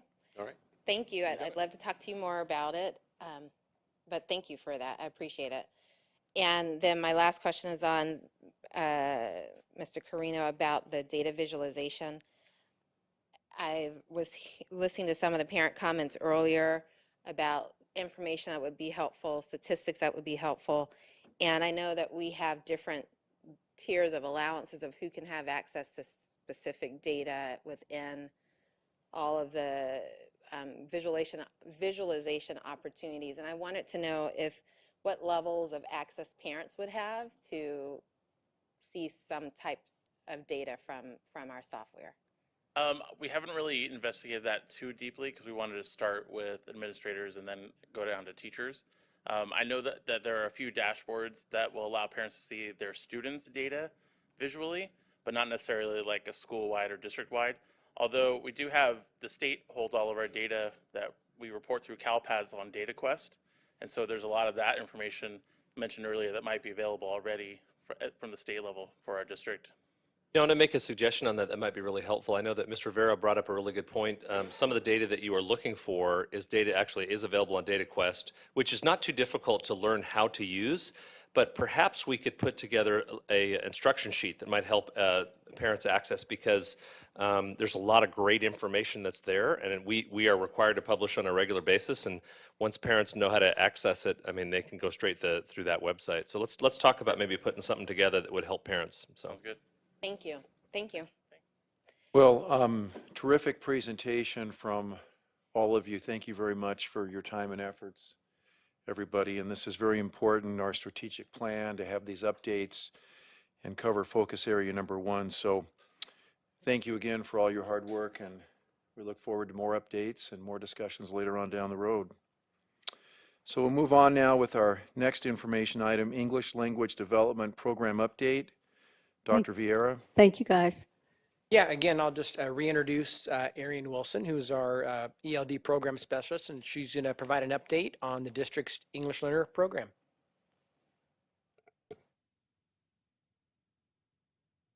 Good evening. I would like to now share with you some information about our English Learner program and how it works to support multiple areas of the strategic plan.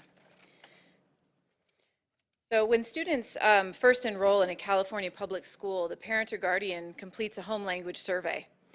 Data collected on this survey informs the school that the incoming student may or may not be an English-speaking student.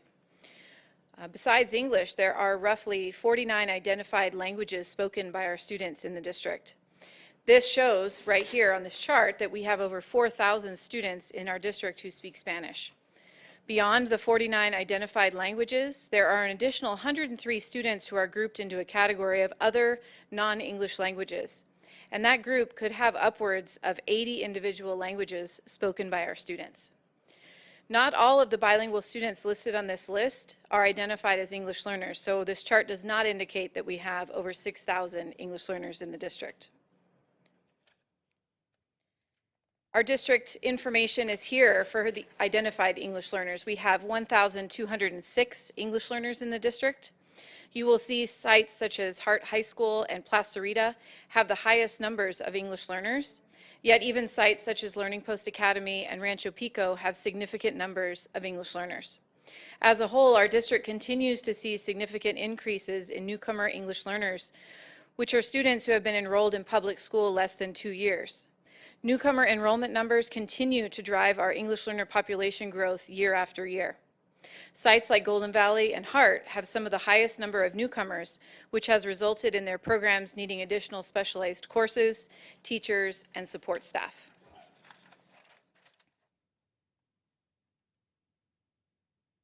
Two goals of our of our district program are to ensure students acquire proficiency in English as quickly and as effectively as possible, and that our bilingual students have the necessary skills to either continue their education or choose a career after they graduate. Remember, every student opportunity ready. California Education Code defines the programs we can offer our English learners. Our district provides an integrated and designated ELD program to our students, and our program has 2 branches. On the left-hand side, you will see the general program offers integrated ELD in all of our courses, meaning students receive language development in any course they choose to take. In addition, students have designated ELD, we call our class Achieve, which provides more targeted language development with the focus on ELD standards, including reading, writing, listening, and speaking. On the right-hand side of the screen, you'll see our newcomer program is similar to the general program with a few targeted changes. Identified newcomers may need newcomer English for foundational English development. Identified newcomers may need one of our newly launched newcomer math courses, such as Newcomer Math Foundations or Newcomer Algebra Foundations, in order to meet the required algebra requirement for high school graduation. These are photos of our Hart students engaged in their Newcomer Math Foundations course. Students are playing a math game using playing cards to learn about integers. Students also have sentence frames to help them use English when speaking about math. Here, Golden Valley Newcomer Math students are engaged in a collaborative game of Simon Says with integers. Our newcomer English classes at Plaza Rita and Hart demonstrate the collaborative side of learning in our program. Students learn to work together to support their individual learning.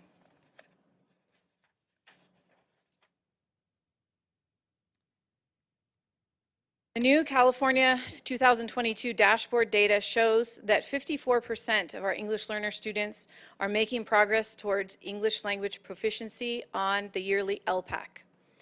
The chart on the right shows the results expanded to explain this growth a bit more, to show that of those students, 49% of them increased their ELPAC score compared to last year, and 6% of them retained their level 4 score from the prior year. When students score an ELPAC level 4, they are ready to move forward to reclassification. Reclassification is the process whereby a student is reclassified from English learner status to fluent English proficient. Campus closures in the 2020-21 school year significantly impacted our EL reclassification due to the fact that students may not have taken the ELPAC before we went online. However, 190 students met criteria for reclassification and moved out of our program. The following year, with many more students on campus to take the ELPAC, our reclassification numbers jumped up to 366 students. This year, I am confident that our students will continue to meet the criteria to reclassify because as of January 23rd, we have currently reclassified 188 students. Our teachers and administrators are currently working to encourage students to meet the final criteria and reclassify before the 2023 ELPAC is given at school sites. In closing, the goals of our English Learner program are to ensure our students acquire language quickly and efficiently and leave us ready to enter higher education or choose a career that suits them. I appreciate the hard work and dedication of our 60 Achieve teachers and our English Learner administrators across the district who help our students find academic and personal success on a daily basis. Thank you. Thank you.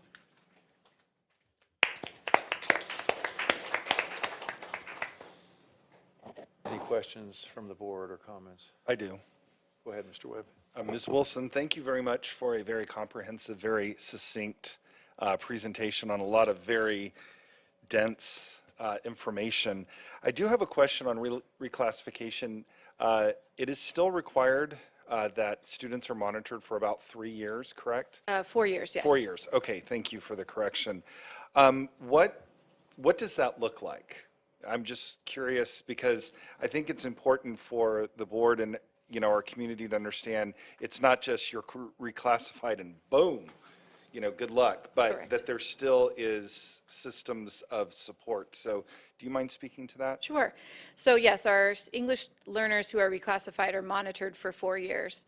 So we internally flag the student with a little RFEP flag, which indicates that they are a reclassified student. That tells our staff and our administration, our counselors, anyone else that that student is reclassified proficient. So they have, exited the program in the last 4 years. So we monitor them. Our teachers, our English, science, and history teachers receive monitoring forms on those students twice a year. And though we have used a platform called Elevation to do that, the forms are sent out. The teachers receive a form for every student they have in their class that is on the 4-year monitoring. And it's not very invasive. The question is just ask, is the student struggling with any type of language, reading, writing, listening, or speaking? Are they struggling in your class? And ask what interventions has the teacher provided thus far? And then ask for recommendation if the student needs more focused intervention from our English learner team or teachers at the school site. So at that point, we usually get a small group of students who might need some monitoring, some additional intervention. They may pull them in for an after school or a lunchtime. At the very higher end of that would be pulling them back into our Achieve program, a class period a day, just so that they have the extra support to get themselves in a better place with their grades and whatever. Additionally, our summer school program offers a lot of support for our students too who need maybe some additional time to make up credits or things like that. We don't usually see many of our reclassified students struggling, but it does happen. On the dashboard with CASP this year, looking at our reclassified students, they're doing very well, compared to their English-only peers or their English learners counterparts. And then they're still monitored progress through the ELPAC, correct? No, they no longer take the ELPAC once they're reclassified. And ELPAC stands for? You're going to put me on the spot. Thank you very much. English Language Proficiency Assessment, I think, of California. Okay. There's many things as far. No, I'm just saying it because we always use a lot of acronyms, and I Yes. just want to make sure that. Yeah, I have ELPAC, I have ELAC, I have RFEP. LCAP. Yeah. Yeah, thank you. No, thank you. I appreciate it. And again, thank you for a very, very good presentation. May I ask a question? Yes, Ms. Storley. Okay, when did this monitoring by history teachers begin? Well, you'll notice that probably kind of small up there, but the reclassification criteria that we adopted about 3 years ago shifted to focus on language courses versus courses like math or physical education as part of the reclassification criteria. So we switched to looking at the grade in their English class and then either a history class grade or a science grade. So that's why we kind of go to our teachers here, those same categories, to ask to monitor those students in their classes. Most of them require heavy lifting with the language in reading and writing. And so we figured asking them for their input would be the best area to find those students who need the support. I just know that I was never asked to fill out a form from a student, but it was 8 years ago now. So Yeah. I think that's a great. I think it's a great idea. I think that children, first, the younger you get a child, the easier it is for them to gain a second and third and fourth language. I think the high school kids or junior high kids, I think that it's a little harder for them. And I know that we do, even back in my day, we gave them a lot of support. And this looks like it's even more directed. And I think we can catch some that might have fallen through the cracks before. So this is a good thing. Yes, very much so, with the addition of designated ELD, where the teachers are seeing them every day or every other, depending on the schedule. It allows them to connect with a teacher in a way that's a little different. They're not necessarily, doing a lot of rigorous academic lifting, but it gives them almost a homeroom space, a place to check in and focus the awareness on, let's get you reclassified so that, you can move out, and into an elective course or a pathway program from this point. One quick question. What would be the credential for the Achieve teacher? Very good question. It's actually an elective.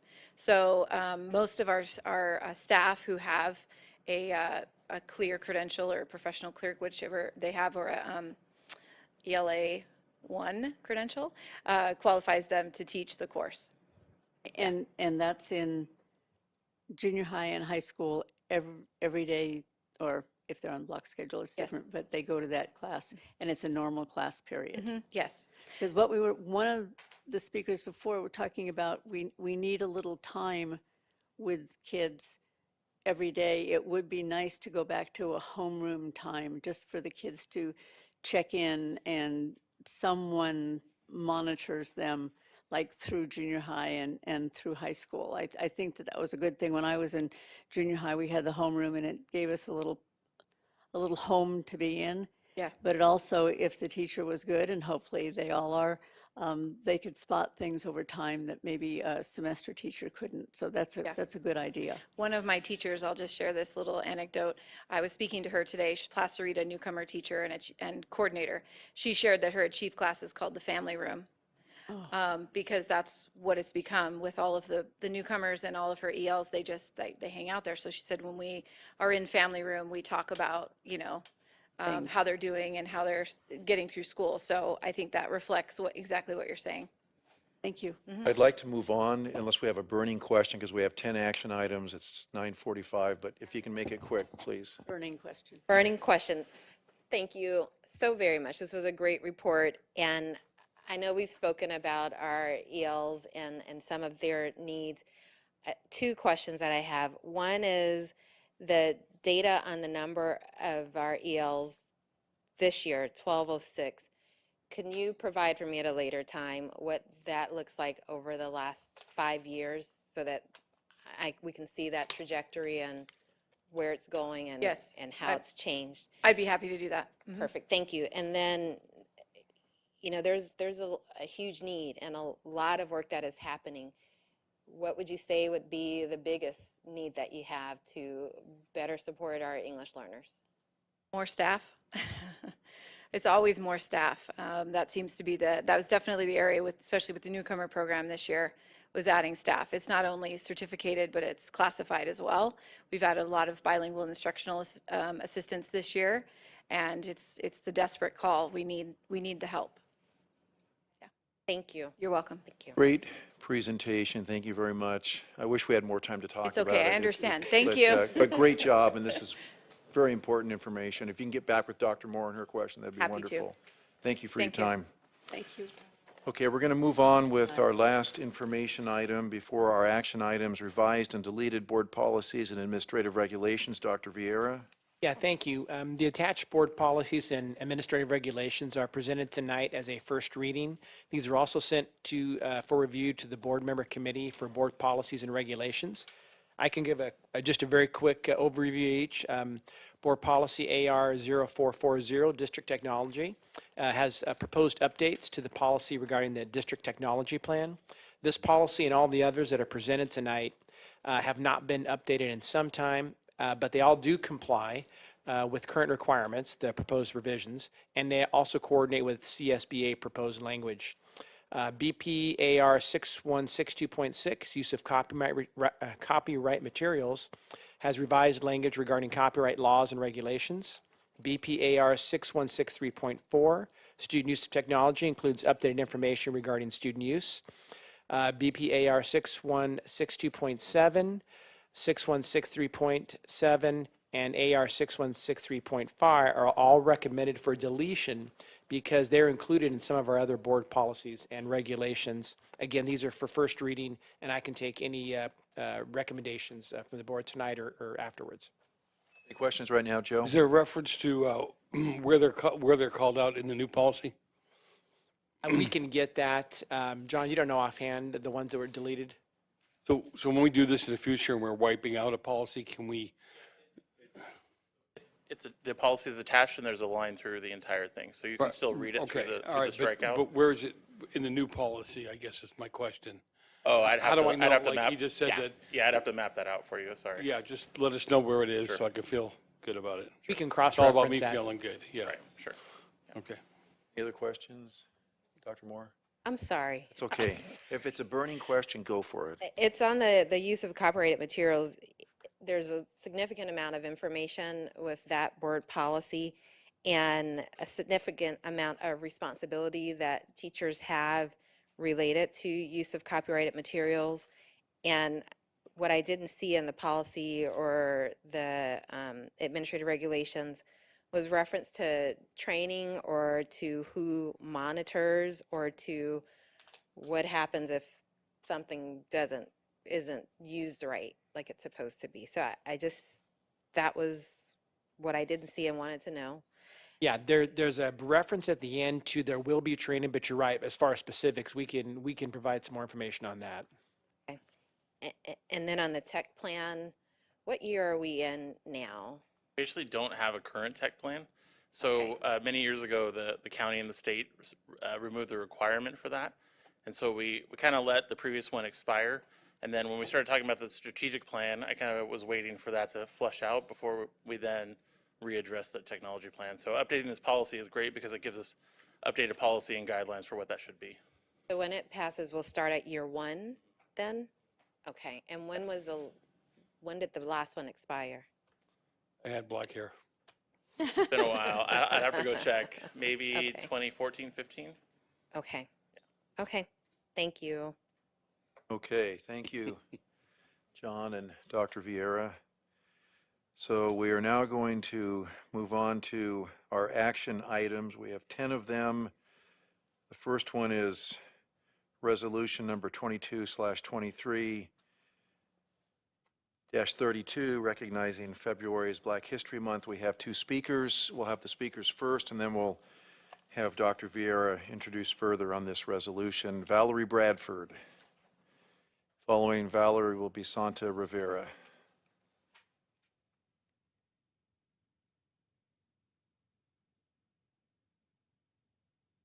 Thank you. Thank you, President Jensen and Board, for acknowledging the importance of recognizing Black History Month. And so I just want to share a short read with you. An author once said, Black history is the history of enslavement. African history is the history of our humanity. Our African history predates the horrific transatlantic voyage.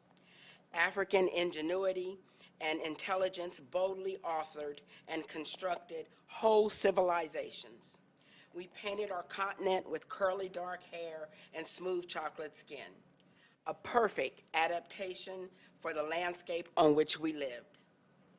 We were a skilled people using medicine, technology, and astronomy to build and maintain not only cities, but empires. The diverse African culture grew those empires to hundreds of thousands of indigenous people with a multitude of languages. Everything that was needed was produced from the soil, and the people were known for luxurious gold, bronze, and terracotta trade items. The land was rich with gold, ivory, and spices. These were the first commodities to be traded. Our Black history started around the 15th century, when trade shifted from spices and minerals to the human commodity, Africans. By the end of the 19th century, 10 to 12 million Africans had been plucked from the continent of Africa. So began our Black history. Our Black history is this country's American history. Thank you. Thank you. And Sandra Rivera.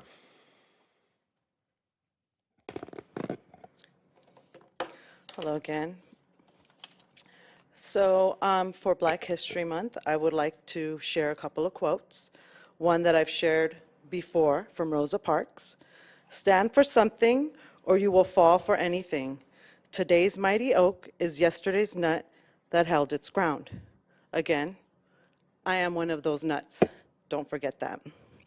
Martin Luther King also mentioned, the time is always right to do what is right. So even though sometimes we may not agree with what somebody is doing, but they feel it is right, if it's the right time to do it and you feel that it's the right time to do it and it's the right thing to do, I appreciate that quote. I think it's a good example, especially considering what we're going through right now. I would like to acknowledge and remember that many people had to go through a lot of uncomfortable situations and stand up for things and rights that were not given, and they still persevered, and we are here now. It is not a perfect now, but we must not forget what has happened in the past so that we don't continue to make the same mistakes. And I think that these two people are very good examples of someone to look up to that is willing to stand out and do what may be risky in order to fight for our freedoms. Some people were able to have more freedoms than others, and it's not right, and therefore anybody who feels that way should not feel that they cannot stand up for for their freedoms and for their rights. And I would like to include that when we remember Black History Month, because they also had to stand up and do a lot of things that you guys didn't like, that all of us parents here did. Thank you. Thank you. Okay, Dr. Vieira. Yeah, thank you. Well, as was already introduced by Dr. Moore and Mr. Messina and Danielle and Ms. Bradford, during the month of February, we celebrate the legacy of Black Americans and recognize the many contributions made by Black American leaders and community members. During February, the Hart District will remember Dr. Martin Luther King Jr., as well as celebrate Black history, diversity, and the Hart District's ongoing commitment towards supporting equity. It is my honor tonight to recommend that the board adopt resolution number 22/23-32, recognizing February as Black History Month. So moved. Second. Motion by Mrs. Storley, second by Dr. Moore to approve resolution number 22/23-32, recognizing February as Black History Month. All in favor? Aye. Student board member? Aye. And the chair says aye. Thank you, everyone. Okay, we'll move on with our next action item. Mr. Peshek has this one on public disclosure of proposed compensation increase for the Hart District Teachers Association. Thank you, President Jensen. Members of the board, before you this evening is the public disclosure of financial impact of a proposed compensation increase for the Hart District Teachers Association, representing certificated employees here in the Hart District. Prior to entering into any agreement with an employee group, California Code does require us to publicly disclose the costs associated with that agreement and the effects over a 3-year span. The cost over that 3-year span for the proposed compensation settlement with HDTA and certificated staff is $11,592,283, as reflected in the forms here presented. They have been submitted to the Los Angeles County Office of Education for review, as is required by Ed Code and county standards. At this time, we recommend you accept the public disclosure document AB 1200. Move to accept the public disclosure of the financial impact of a proposed compensation increase for HDTA represented employees as outlined in Form AB 1200. Second.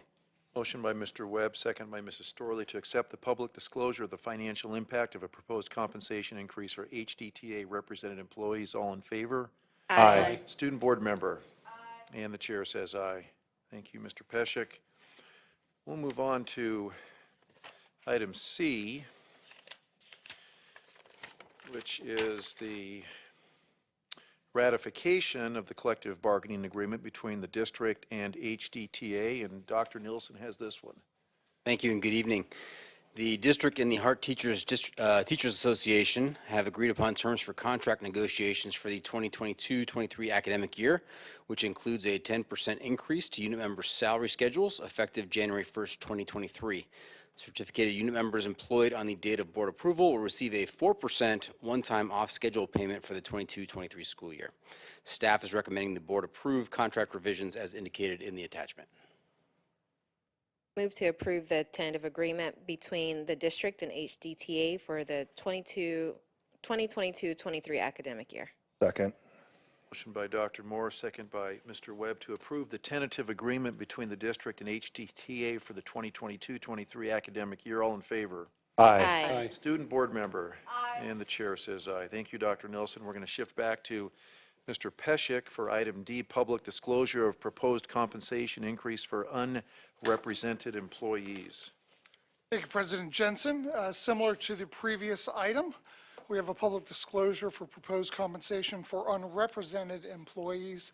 These are district employees who are not members of one of the two bargaining units, including management and classified personnel. I won't go through the full explanation again. All the same requirements are required. The financial impact is $1,578,231 for this group. And we would recommend that the board accept the public disclosure, the AB 1200, this evening. I don't know. Maybe not. I move to accept the public disclosure of the financial impact of a proposed compensation increase for unrepresented employees as reflected on Form AB 1200. Second. Motion by Mr. Webb, second by Mrs. Storley to accept the public disclosure of the financial impact of a proposed compensation increase for unrepresented employees. All in favor? Aye. Student board member? Aye. And the chair says aye. Hey, Mr. Chair, for clarification, these would be teachers that are not in the union, correct? In simple English. They're Not necessarily typically, teachers. These are our confidential and management employees. Oh, okay, all right. Management. okay, now we'll shift back over to Dr. Nilsson for item E, compensation adjustments of unrepresented employees. Hello again. This item will increase the salary schedule 10% for each unrepresented employee effective January 1st, 2023. This will apply to all confidential and management employees. Unrepresented employees employed on the date of board approval will receive a 4% one-time off-schedule payment for the 22-23 school year. Staff is recommending the approval of these adjustments. Move to approve compensation adjustments for unrepresented employees. Second. Motion by Dr. Moore, second by Mrs. Storley to approve compensation adjustments for unrepresented employees. All in favor? Aye. Student board member? Aye. And the chair says aye. Thank you. Thank you, Dr. Nilsson and Mr. Peshek. We'll move on to resolution number 22/23-25. This is item F. And Mr. Peshek again. Thank you, President Jensen. Members of the board, the next 4 items are linked in nature. And they, a landowner reached out to the district staff late last year regarding the upcoming development of the remainder of the Tesoro DeVale community. The development, Tesoro Highlands, is planned to be developed by Lehner Homes and Toll Brothers as a 455 single-family detached units and 365 age-restricted units. In 1997, the prior property owner had entered into a mitigation agreement with the district that established mitigation payments for the development above statutory school fees and with the potential for creation of a community facilities district to fund those mitigation payments. After a few months of negotiation with the new landowner, district staff and legal have come to an agreement on the terms and parameters of an amended mitigation agreement that has been updated to meet current needs and a new community facilities district. Items F through I, as I mentioned on the agenda, represent the preliminary steps in this process. There will be additional actions needed to complete the CFD formation process, and we're targeting that to come back on the March 15th board meeting. We have Jesse Landry, Vice President of Public Finance from California Financial Services, here with us this evening. And if the board has any questions in regarding the development or the proposed community facility district, Jesse can guide us through those. And Jesse, it's good to see you in. It's been a couple of years since we've seen you live. Great to see everyone. Thanks for being here. I have a question or two. Okay. What was the agreement before the new landowners took over? So the agreement before the new landowners took over was from 1997. That agreement actually covered all the existing Tesoro Del Valle, if you're familiar with that development. It covered all of that area in this remainder area. So the district has two CFDs over the existing development, and those are 2002-1 and 2004-1. So at the time when those developed, they created new agreements and formed these new CFDs over those developments. So we're really following a similar suit here. That old agreement had a similar mitigation amount to what we entered into with this amended. One of the things that was unique, though, was that if you're familiar with the district's fair share mitigation amount, it's been one that's been utilized. We talk about it over and over in these mitigation agreements. This was the onset of that fair share. So the structure is there where it's similar to fair share, but it was prior to when fair share was created. That was created in 1998. This agreement was in 1997. So it's a little bit different. So in order for us to come up with the dollar amounts, we actually had to take that old 97 agreement and try to update do every year of annual updates to get it up to the correct amount, which actually is higher than the fair share amount today. So with this agreement, we'll actually be entering into something where the district will receive funding for facilities in excess of the fair share amounts that it has in some of the other areas in the district. So it looked to me like now it's 14,000 something per unit. Can you just ballpark what it was before? Is it higher or lower? So the current fair share is around $12,000 to $13,000 per unit. The old agreement's 14,680. That's kind of how I escalated that amount up and then presented that to the developers what they would need to pay.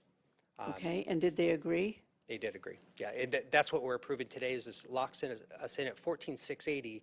But one of the other important pieces is that it will not escalate based on fair share. The way this will escalate is going to be the greater of 2% every year or the construction cost index increase that the state allocation board uses. There's a couple reasons why I like this a little bit better. I think it's going to allow us to get more funding as that project develops. And I'll tell you right off the bat, I happen to be looking at what that index increased this year. It went up 9.3%. So that's going to be a sizable increase that is already going to be implemented on July 1st under this agreement. And that's the developer pays that? Exactly, yes. Thank you. I live in Tesoro. I didn't want my taxes to go up. Is asking, Jesse, it's good to see you. It's going to escalate for the 800 or 20 so units that they build out. And is that, I read, not to exceed 15 million?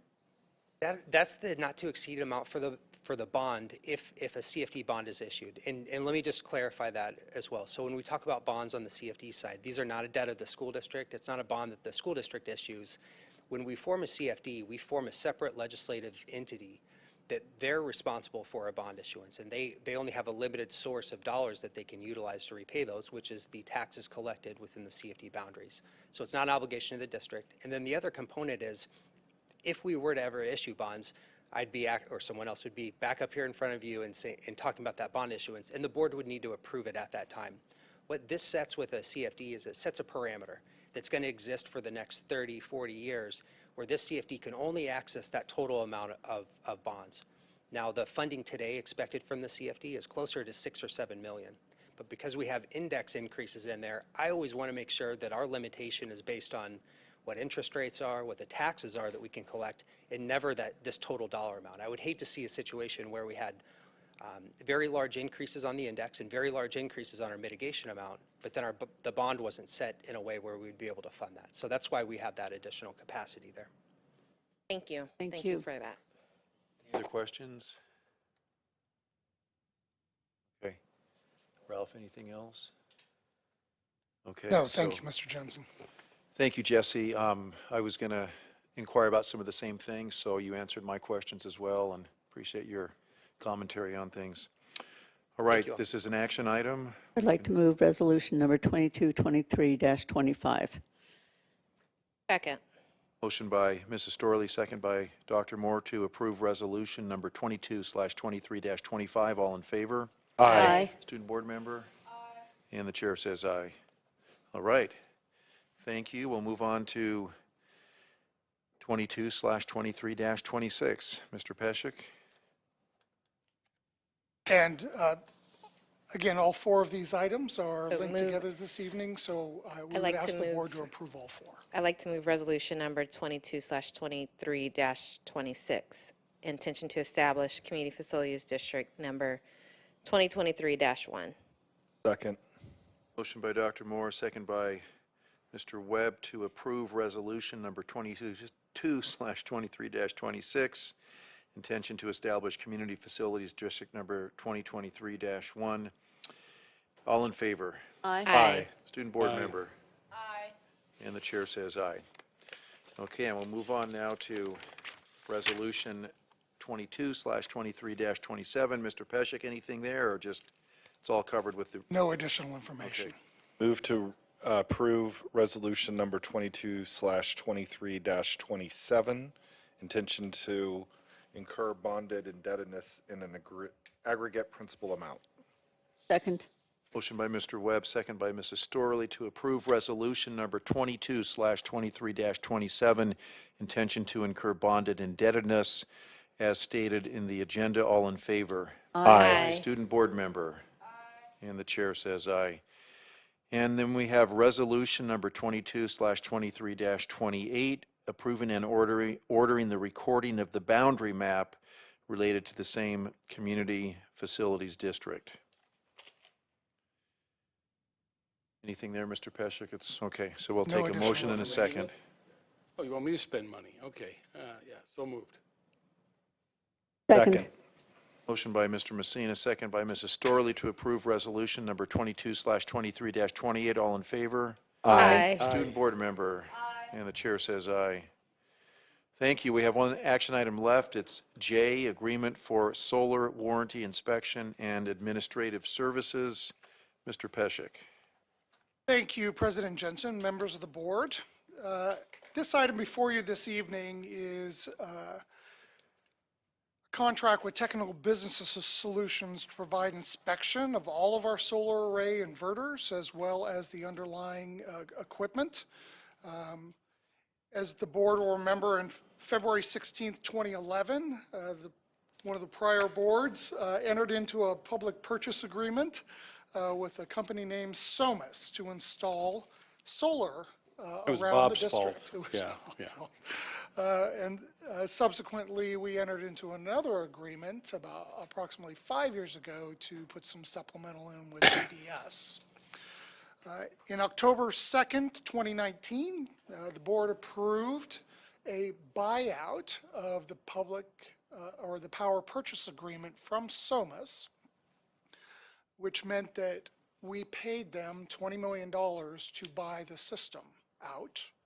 And the reason that the board approved that at that time was that For the remaining 13 years of the original 20-year contract, it would have cost us $35 million to pay SOMAS for the remaining 17 years of that contract. So the district realized a $15 million savings, even after all of our loan payments that we took out to buy the system over that 13-year period. So good investment for the district to take advantage of that buyout at the 7-year mark.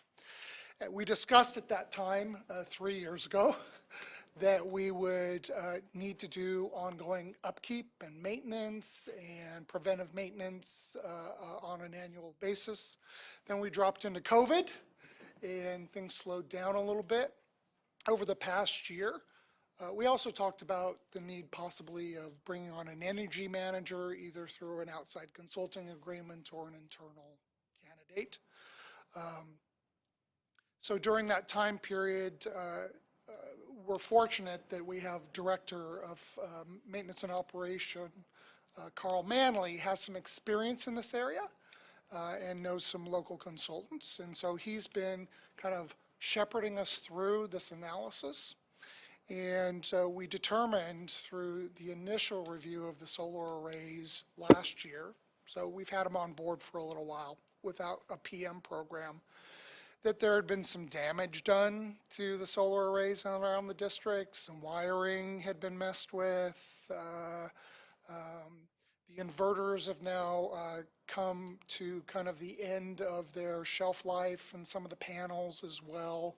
And we're in a warranty window still for replacing all of those. And what these folks are going to do is they're going to go through every single piece of equipment we have out there and actually hook them up and do data monitoring, record all that data, and then they will help us facilitate submissions of warranty claims so that the district can get that equipment paid for and replaced prior to the end of the warranty. We need that professional outside technical experience to make that happen. In addition to the average of $1 million a year in loan payments by switching, but bringing it in-house, we have not incurred the $100,000 to $150,000 in PM costs that we had anticipated. So this would be a net. We're basically using that money to pay for this service now. That once they're done with their analysis and get all those things submitted, they'll help us to get all the repairs done as well. So I have a question. What's the difference between what we are paying now for energy and what we would be paying if we didn't have solar? So we'd have to do a very specific analysis, Rory. What I can share with you anecdotally, as you're experiencing at home right now, both with gas and with electricity, the bills are crazy. And last week, as a matter of fact, I had a discussion with our power purchasing JPA, SPUR, and their advisors to guide us on what our next contract with SCE would look like moving forward. I will tell you that part of that discussion was that the rates went up by almost $30 per unit for us, which was significant. And so having these, we've got a baseline power supply that we know the cost forever, and the cost is those loan payments. And so we're insulated from these price spikes that the general public are looking at. Do we pay anything to Southern California Edison? We do. The solar system is not intended to run the whole school. It's an offset, and it reduces our expenditures. And obviously during peak times of the year, in the summer and the fall, and in the spring again, we're having to buy more power from SCE to really support the HVAC systems of the district. Yeah. During the time that school's out during the summer, do we get credit for unused? We do. Okay. We do sell that back to SCE. It's the highest rate we can negotiate, but it's nothing close to what it should be. I agree. Thank you. Any other questions? I got a bunch. That was one of them, was the summertime, when we're not around, we are selling that. I mean, we realize that we knew from day one the electricity would never run the schools. My understanding was always that we were selling that back to the electric company, which would reduce our rates for what we were using, correct? Yeah, during the summer, absolutely. Okay, do we have any kind of numbers? Remember Steve Sturgeon used to ask for these all the time. Everybody cringed. Do we have any kind of numbers what we're really saving? I mean, what it would cost us for that electricity that we're using as opposed to what, we're getting back for what we're selling back to the electric company? And Yeah, we can certainly put together a six-month and then you've got run. almost $400,000 in what they're going to do is they're going to go out and look at everything. They're going to tell you what needs, we're going to tell the warranty company what needs to be replaced. And we hope that they fall in line and replace those things, correct? So we've been in ongoing negotiations with the manufacturers of the panels and the inverters, and they are expecting these warranty claims from us. So they are working cooperatively with us. We also have made sure that legal is reviewing the warranty to make sure that they don't try and squirm out of anything. And I have read that some of these panels in these big projects are not backwards compatible. So when they come in to replace them or upgrade them, they don't work with the old panels. So can we check and make sure that? Part of the warranty will be, they will have to provide panels and inverters that are compatible with our systems. Yeah, I would like to see something. I don't need to see it by Friday, but in the That'll next take few me a while. weeks. Yeah, I'd like to see something that says this is what we, what we would be spending without the panels. This is what we're spending with the panels. This is what we're truly saving. And, while we're at it, can we look at some kind of storage from these or we had many days where we had no power, and is there any way to store any of that power? So we do have two sites where we have experimented with installing batteries. Canyon is one of them. And so we have a modest capacity. Batteries sufficient to run a school would be a farm. Okay. But we can get you some data on what that would look like and, what that would look like based on our daily consumption rates. Yeah. Just running the basics. I mean, just lights and whatever, but I'm just curious more than anything. Anyway. You want that, you said you didn't have to have it by Friday, but No, did you I'd want like it by it Thursday, Saturday? maybe. You want it Yeah. by Saturday or? Thursday. I move we approve. Motion by Mr. Messina, second by Mrs. Storley to approve the agreement with TBS for solar array and inverter warranty inspection and submission service. All in favor? Aye. Student board member? And the chair says aye. Okay, consent calendar, unless a board member has a question concerning a particular item and asks that it be withdrawn from the consent calendar, the governing board approves all the items at one time. I gotta say, this is one of the shortest consent calendars I've ever seen since I've been on the board, which is great. Let's keep it that way. So But, moved. okay, motion by Mr. Messina, second by Mrs. Storley to approve the consent calendar. All in favor? Aye. Student board member? Aye. And the chair says aye. Okay, so now we're down to items for future consideration by the board. Anybody have any items or things to bring up? No, not right now. Next time. Okay. Well, it's, if there's nothing else, then it's 10:20. We'll entertain a motion and a second to adjourn. So Move. Second. Motion by Dr. Moore, second by Mr. Webb. All in favor? Aye. Student board member, and the chair says aye. We're adjourned.